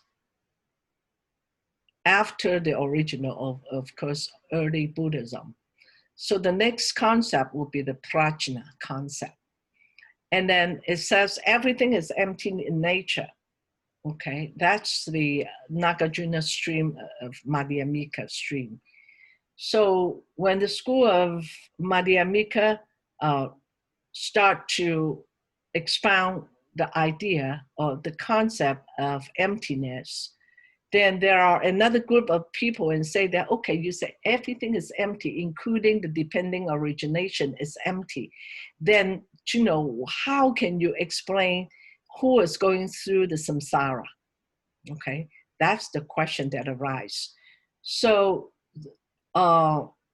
start with the Savasivadians, come up with the Abhidhamma, okay? We'll get to that when we do the Abhidhamma. Then the school of, the group of Yogacharyans and say that, hey, no, not everything is empty. At least the Dhamma is not empty, not the Dhamma, but, the Dhamma of the depending origination is not empty. Because, if we don't have that teaching, there is no way we can transcend from as an ordinary people, going through the samsara, who's going to bear the effect, right? We talk about cause and effect. And if you're saying that, if cause and effect is still empty, we cannot accept that. So it come up with the idea like that. So if a person saying that you're wrong, okay, I have to come up with what is right. See the logic there? We cannot just say that you're wrong, period. Okay, so the school of Madhyamika and say that everything is empty, then I'm not going to establish another concept or teaching to prove that I'm saying everything is empty. It's right. Okay. So the Madhyamika school is only refute. No, everything is conditional arising. But the Yogacara school and say that, okay, you refute. Then what is your idea? What is your concept? Madhyamika school and say that once you establish a concept, then you're falling into the trap of conceptualization. Okay, Yogacara would say that I refute. You're wrong. You know, your the Madhyamika school idea would be like falling into the trap of clinging to emptiness. Okay, so they said that you're wrong, and here, look, this is the right concept. So the 20 verses is saying that you're wrong. The 30 verses is establish a right doctrine, right teaching, right philosophy. See the differences here?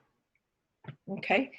So Xuan Zhang, very smart person, because when the teaching came into China, so we have the Bhumi teaching, we have the various kind of teaching. So he got lost, and he said that, what is the truth? Where can I find it? So he decided to travel west. That begins the journey to the west.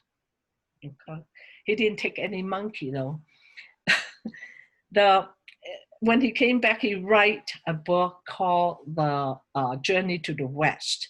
And based on that book, the author of the Monkey King, that, based on that book to write. So, and then people get into it a little bit more study on that. Is that the Monkey King, they have 3 disciples, right? Okay, the first one is the monkey, then it's the pig, then is I don't know what is come from, but they represent Sila is the pig. His name is 8 precepts, right? And then the monkey is like realization of the emptiness. And the third one is represent the samadhi. So people are come up with ideas like that. So Namo saying that it's a link between the Prajnaparamita and the Vijnana Nevada school. Okay, there is a connection of that. And then Xuan Zhang didn't just go and take whatever offered it in India. He actually studied there for 17 years. And he studied it, with the translations, interpretations, explanations, with 10 great Indian commentators to compile this 成为实论. So we can see that, the work, the hard work. This sutra was translated from Sanskrit into Chinese 4 times. Of course, Xuan Zhang's translation is most popular and most accurate and most reliable, most complete. Now, before that, this sutra had another title with the Arya in front. Arya means noble or excellent. Okay. The title has been translated in different ways. Okay. Now, when you see the bracket here, are the authors of different books. You know, that's the title. So ones would be like, by this clearly would be unlock the mystery. And then by Kenan is the one that we're going to focus on, okay? You can find, I think if Sherry can help looking, there is a PDF file of this book. She posted it in Slack. Yeah, I just posted it in Slack. Oh, okay, that's good. Of this book, okay? So this is what I based on, you know, with the explanation. Then another person, the Power is very well known too on translating this sutra.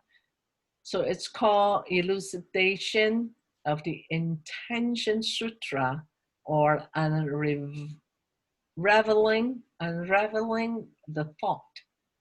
The other one would be like the Explication of Mystery. That's Namo. Okay, so different titles just to give us some ideas, just in case you would like to do some research or, you know, explore in more detail. So the earliest form of this text may be dated from as early as the 1st or 2nd century. And then the completed text would probably assemble no earlier than the 3rd. So it takes 1 to 3 centuries to get to, you know, a more matured form. Now, by the 4th century, the significant commentaries on the text began to be composed by scholars. And that scholar, namely Asanga, okay? There are 2 commentaries on this sutra attributed to Asanga: the Compendium of Ascertainment and the commentary on the Superior Sutra of this Sandinimochara. One of these days I'll pronounce it correctly, but right now, you know, I'm just tongue-tied. Do you guys want to take another break before we actually go into it? 10 minutes, how about? Sure. 11, we'll come back at 11 then. Okay. I think maybe my camera is broken. The webcam is broken. Because usually when it's on, the green light is on. Right now it's off. You might need to restart your computer at lunch or something. Oh, okay. We'll do that. So let's continue.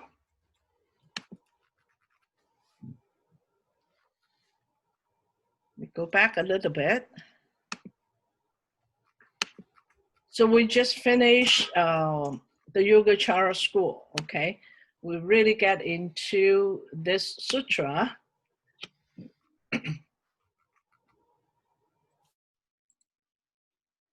Start with the title. Because the information or the resources that I get is mostly from Venerable Yenpei. He is considered when you look at the, you know, recommending reading on this class, you know, by the university, this is one of the recommended reading, but it's in Chinese. So Venerable Yenpei, it's considered one of the most reputable in explaining the sutra. So I just, you know, translated it as, you know, based on the Chinese, the interpretation and explanation of the Sandinimochara Sutra, okay? So I have some definition out. Now, the first one is a Chinese character meaning explanation. The second one is profound or deep. Third one is secret.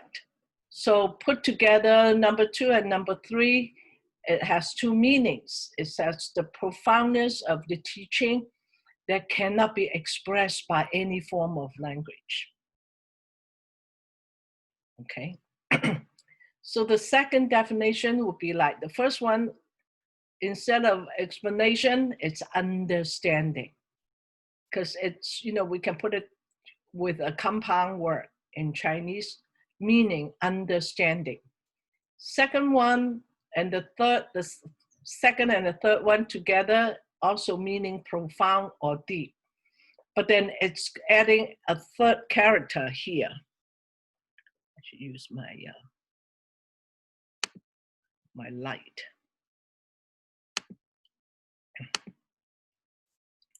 Okay, the third one here, meaning concept or doctrine.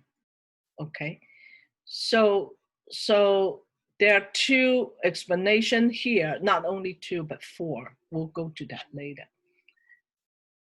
So 2, put it into English, it's like this is from the realization of, or realization perspective. Meaning that, for it's not, I shouldn't say only, it's not from the viewpoint of an untrained mind. Okay, it's from the viewpoint of a person that understanding the profoundness of the concept, he then will penetrate into the ultimate truth of all phenomena taught by the Tathagata.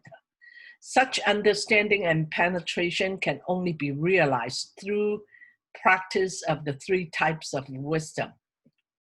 And we mentioned that, repeatedly. 3 types are, the Sutta Panya, the Chitta Panya, and also the Bhavana Panya, learning, analyzing, and experience. Okay, so number 2, explanation or definition number 2, is to understand the profound, deep concept or doctrine. Okay. So number 3, another explanation of this title is 解, meaning 解脱, meaning liberation. Okay, because it's a compound word here again. So submit together, number 2, word character number 2 and number 3 together again, it's called profound. Now it added another, ingredient to it. It's called practice and action. So an untrained worldling are tied up with bondages like being trapped in the thorn rope. The Buddha's teaching will help them to untangle the rope of defilement. The 2 types of defilements are like obstacles of habitual pattern. We are being trapped in our habitual patterns, and also ignorance. Okay, the Bodhisattva attained the 10th Bhumi. Before we talk about the 8th Bhumi, now it's the 10th Bhumi. Okay, practicing meditation and insight and 10 parameters, they then can be gradually released from the tangles. Only the Buddha, is the one who reached the state of perfectly enlightenment. And that is why it is so deep and secret. Only the Buddha. So the next explanation, number 4, 解. Again, it's in 解脱, untangled, liberation. 深密, profound, deep, same thing.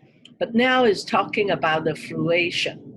Okay, the fruition of the Buddha is much profound and advanced compared to the other fruitions like the Arahat, or the Prajika Buddha. The Buddha, the Buddha's three virtues are much deeper, more mysterious and incredible. These qualities are over all the 3,000 Buddhas land, salvaging all peoples. He is fully awakened. He is the one with the greatest compassion and highest wisdom. Therefore, the Buddha's fruition is most profound and mysterious. All these four explanations on the title that Venerable Yanpei gave is trying to say that, okay, here the title of this sutra is called Explanation of the Secrecy, or in the way of we can go through, we can understanding it through just by understand the meaning of it by on surface, okay? And then we can understand the teaching, which are the doctrine or concept, and we can understand it through practice and action, and we can understand it or realize it when we reach the fruition. So it's just the 4 steps that we are doing, trying to understand the title of this sutra. I did a mind mapping to illustrate the structure of the entire sutra, okay? So we have, it's divided into 3 sections, not necessarily 3 chapters, but 3 sections. First one is the explication, that is the explanation, okay? Then we come to understanding the consciousness for practice. And then we explain the sutra, explain the fruition. So if we fit that into the 3 learning, the 3 learning is like, we have to read, listen, and understand, right? Then we have to practice accordingly. Then we'll be able to reach the fruition. Okay, it's a sequence of walking on the path, actually.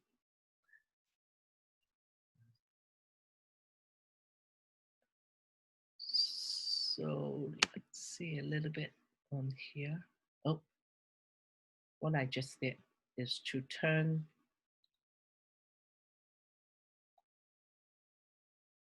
Okay. So first section, again, because, the information is so vast, the teaching is so profound, we won't be able to, at this point of time, going through the entire sutra. I did select some of the passages. So the structure itself is like, when it explain or explicate or review, it's reviewing the noble truths and the ultimate meanings, okay? We'll come to that when we go into detail.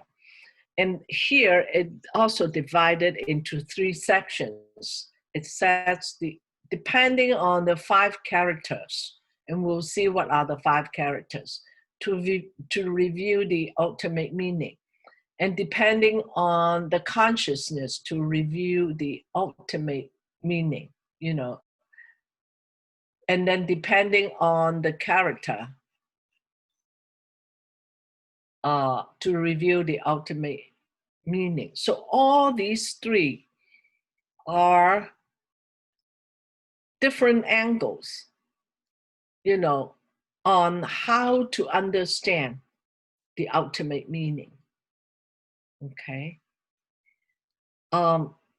Depending on the 5 characters, chapter 2 is teaching the deceptive marks of the truth of ultimate meaning. Chapter 3 talks about the deceptive mind. First is the deceptive marks or appearance. Then it go a little bit further into that and say that, let's look at what's the mind going on.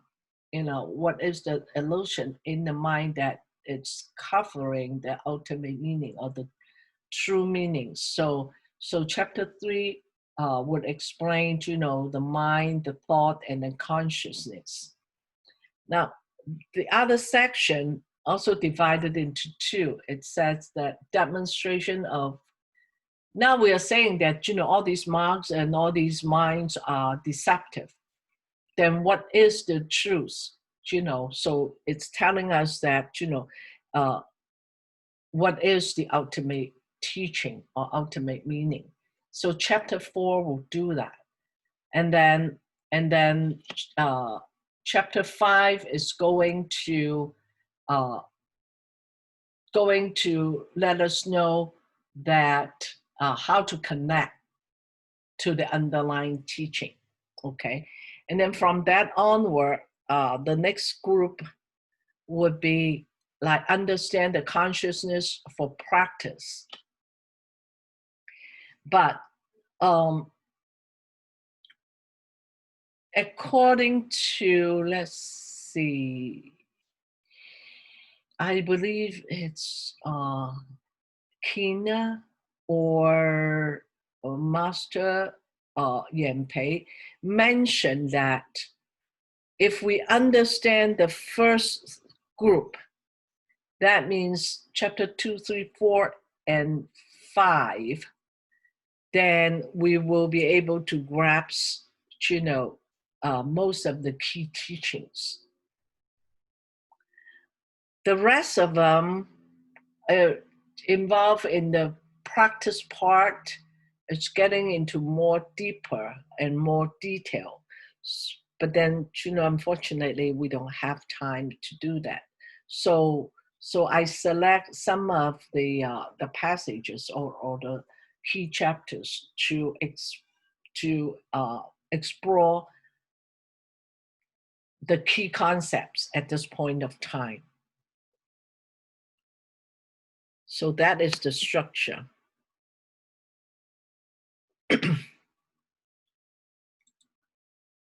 So again, my sources, it's from Venerable Yan Pei, and then from John Kina.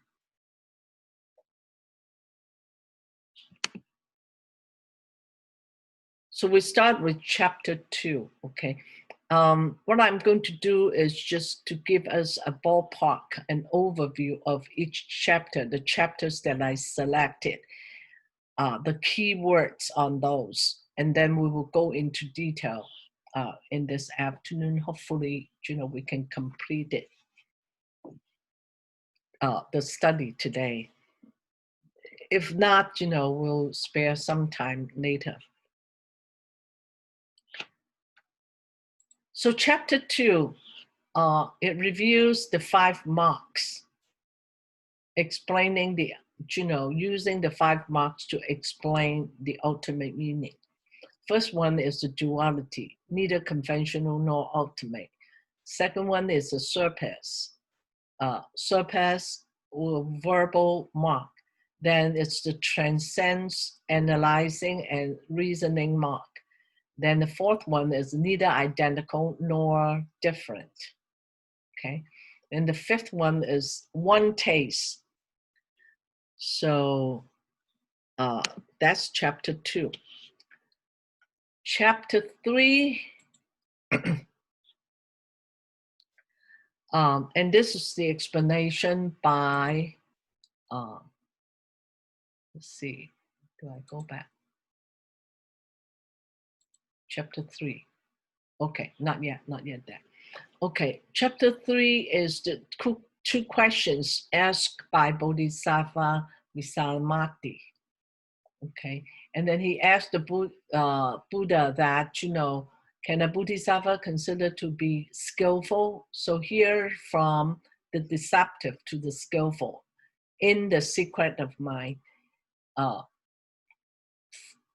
thought and consciousness.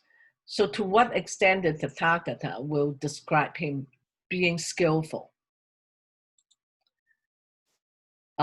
Chapter 3, here is some explanation by John Keenan. The 3 terms of consciousness, okay?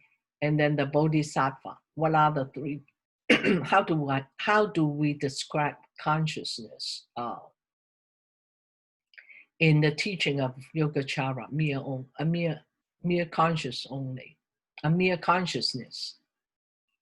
Okay, then Bodhisattva, he divided into like wisdom, abiding, or skillful in ultimate meanings. Then chapter 4, I pulled this out because it's not that long that we can, do some reading on chapter 4.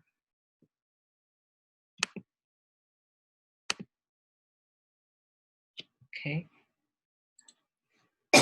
Excuse me. Then chapter 4, this is the key concept of the Yogacara school, the 3 natures or 3 marks. Okay. The characteristic pattern clinging to what is entirely imagined. The characteristic pattern of other dependent. Remember we talked about the other dependent earlier? Okay, this is what it means. And then the characteristic pattern of full perfection. So those are the 3 natures or 3 full marks that the Yogacara school was teaching. Also, chapter 4 talks about the 12 links of dependent origination. Okay, emphasize on that. Now I have a chart, we'll go through it, all these, and then come to chapter 5. Chapter 5, I use Venerable Yanpei's explanation about no essence of pervasive fabrication, no essence of other dependent, and no essence of perfected pattern of all things or the ultimate meaning. So it begins with the 3 nature. And then right now it says, there is no nature. Okay? There is no deceptive mark. There is no other dependent mark. There is nothing called a perfect pattern. So chapter 5 kind of reverse it. Actually, it's not a reverse because, it's just trying to reinforce saying that there is actually no intrinsic nature. There is actually no factual substance externally, only mere consciousness. Okay, so those are the brief overview, and we will get into detail in just 1 minute.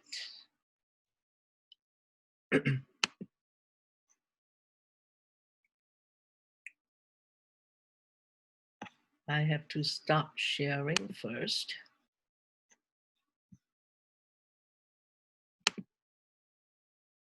Then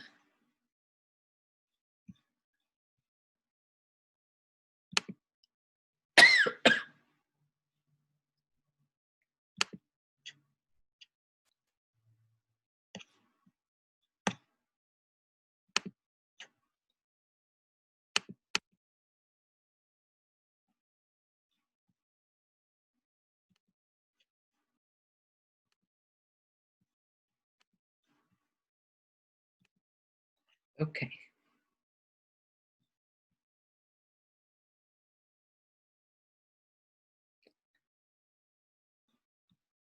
I can, get this.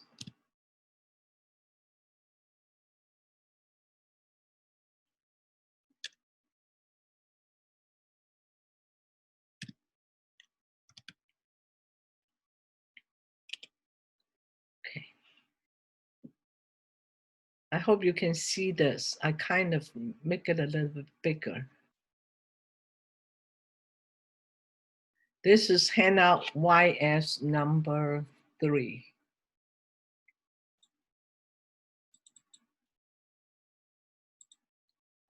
Okay, so going into a little bit of the concept and contents. We start with chapter 2, okay? Unfortunately, I cannot do parallel share screen so that we can go back and forth. But right now, let's just focus on this word file. Chapter 2, it's called The Deception Marks of the True Ultimate Meaning. It's trying to explain that the true ultimate meaning, what is that? To explain that.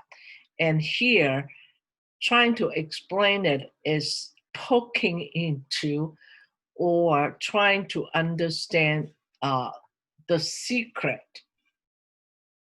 How can we penetrate into the secret? The secret is not actually the secret, it's more meaning the profound teaching or the profound concept, okay? So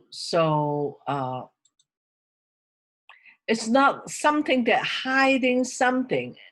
It means more profoundness. And in the way it's profound, but it's very condensed, okay? It's very difficult for, people without this faculty to understand. So first one is the duality mark, neither conventional nor ultimate. Now before, when we learned the Agama, Nikaya, Prajna, Paramitas, we said that when things surfaces, a thought surfaces, when we read a passage, 4 things that we have to understand. Is this teaching talking about the conventional truth or the ultimate truth? Or, is it the conditioned, contaminated, or unconditioned, uncontaminated, So here are this duality, either one or many, okay? And that's the normal human mind, either I or you, either white or black. So here it at a higher level, trying to explain what is the ultimate means. What is the ultimate meaning of the teaching, okay? So this neither conventional nor ultimate. And we were saying that, the teaching, we can approach it from the conventional level or the ultimate level. Then here we're saying that no, neither. Okay. At the beginning, we said that all science can be classified into conventional or ultimate. And ultimate phenomena are neither ultimate nor conventional. Oh my gosh, what does that mean? Okay. And convention phenomena are neither conventional or ultimate. And conventional phenomena arise and ceases. We know that, but because, it's cause and effect, it's arising, staying for a little while, decaying and ceasing, right? That is the conventional phenomena. Then the ultimate phenomena, how can we differentiate? The ultimate phenomena is neither arising nor non-arising, nor ceasing, okay? It's just there, and it is not there, okay? So we cannot describe the ultimate phenomena because it's neither arising nor ceasing. So the idea is only to establish, to lead the ignorant people like me to realize the stillness and cessation nature of all phenomena.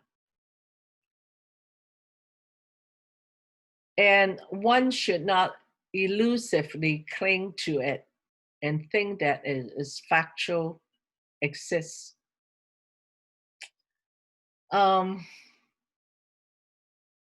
Before we talk about, we learn about the prajna paramita, the prajna, the wisdom, talk about the emptiness, right? We know that everything is conditional arising, empty in nature. There's no intrinsic nature. And now it's telling us that there is a nature, the still and cessation nature of all phenomena. So is it talking about different things? Okay, let's think about that.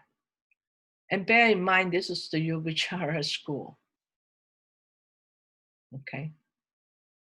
The Yogacara school, another name for it is called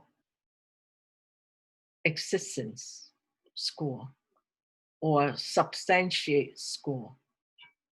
So there is something, that something is stillness and cessation nature, has a stillness and cessation nature. Okay, let's put that aside. Don't get confused at this point, okay? And don't worry about the term at this point, okay? So we'll go we'll go on and see what happened. Number 2, it's called the surpass or verbal mark. And here, number 2 is a little bit easier for us to comprehend, okay? It says all expressions are skillful means for explanation purpose only. So words and language are established to transmit or deliver the concept. Okay, we can agree with that. Sages attain realization with wisdom apart from languages. And then the conventional or conditioned or ultimate or unconditioned is nominally designated labels. It's only here to put some label on things. Like I have to label myself as Kathy Troy, okay? And then, you, Francesca, and everybody, have their own label. It's a name. It's words. So I pulled some verses from John Keener's book. It says, for the Buddha's word on item 1 and 2, for mark 1 and 2. So the Buddha's speech is apart from language and it's non-dual. One is called duality, and that's non-duality. Its depths are beyond the sphere of fools. In their idiotic confusion, fools delighted in duality and rely upon verbal fabrications, whether without understanding or perverse understanding, whether it's, understand or clearly understand. They will resolve the suffering of transmigration for a great length of time. That is, we are trapped in here for a long time. They are indeed far from the discourse of true wisdom and will certainly be reborn as, the animal realms and so forth. So here it means that if we cling to the marks of what? Marks of duality. or the image of duality, or the characteristic of the duality, then we're trapped in the samsara for a long time. If we cling to the verbal expression, using the verbal as if they are truly exist, or in according to the verb, to the verbal marks, then again we're trapped into the samsara for a long time. Okay, so those are the two that we just talk about. Any question?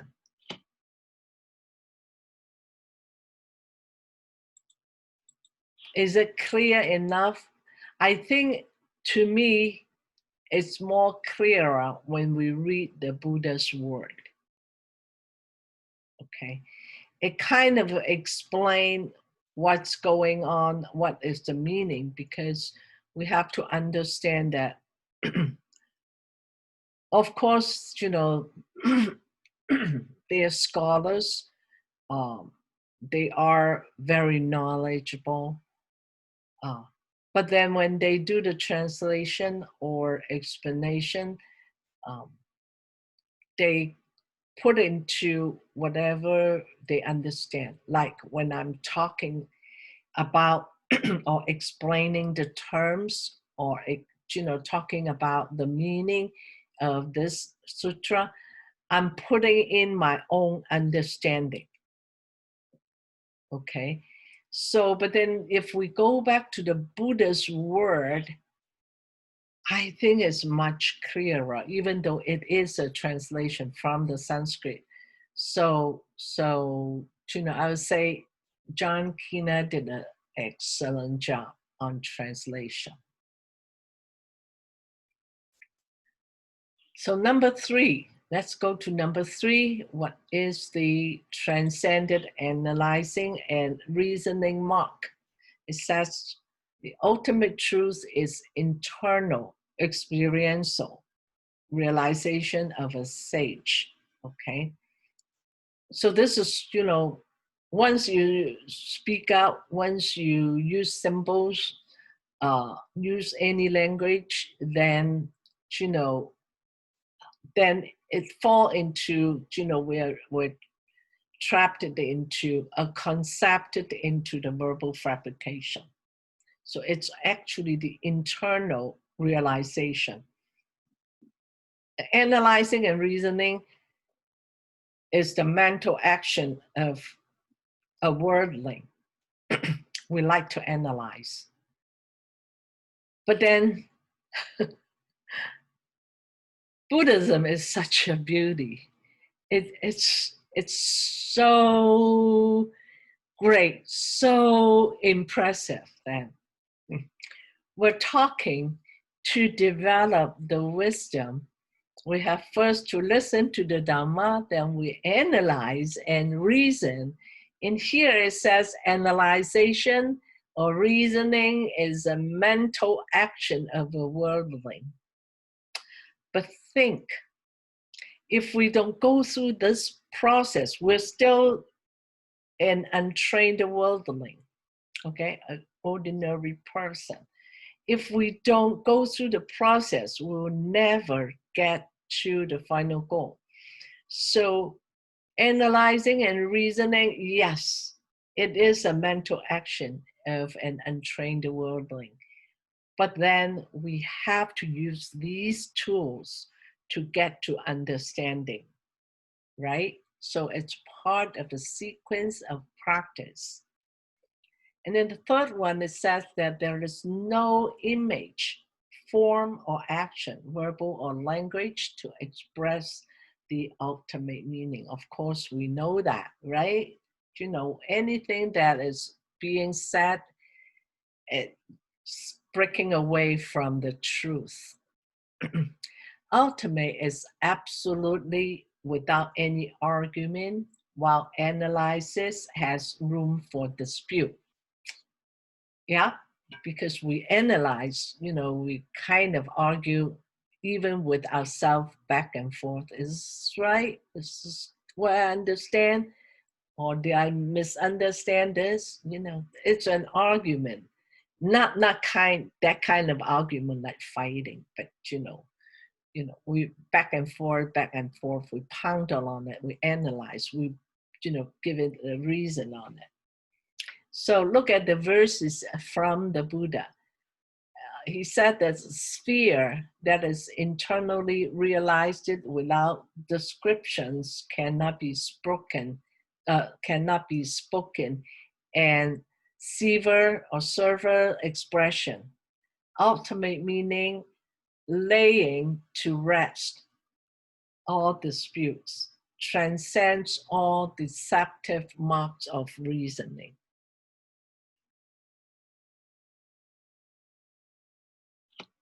Okay. So, yeah, I say, I understand a little bit more with the Buddha's teaching, Buddhist verses.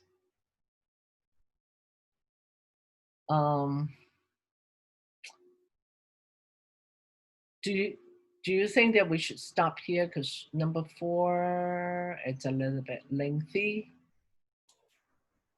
And You got 2 minutes. Do you think you can do it? That's it. Done. We'll try a little bit. We got 2 minutes. Okay. Number 4 is neither identical nor different. The identical, I can do it. The entirely different, I cannot. Okay. So let's look at the identical. If the conditioned state or conventional truth and the unconditioned state or ultimate truth are identical, if they're the same, we're saying that there is no difference, then the untrained worldling should have gained the insight of truth and reached the perfect enlightenment already, right? Because there's no difference. They're the same. What's the difference between the sage and the untrained worldling? But we know that the untrained worldling is not at that stage. And the other one is the mark of conditioned state is defiled. We know that, the ultimate truth, if we are saying that they are the same, the ultimate state should be the same, defiled, right? Then the untrained worldling would not have to practice to search for ultimate truth. What's the difference? There's no difference between, conventional and ultimate. Then why should I practice and get to that stage? So that's the meaning of identical.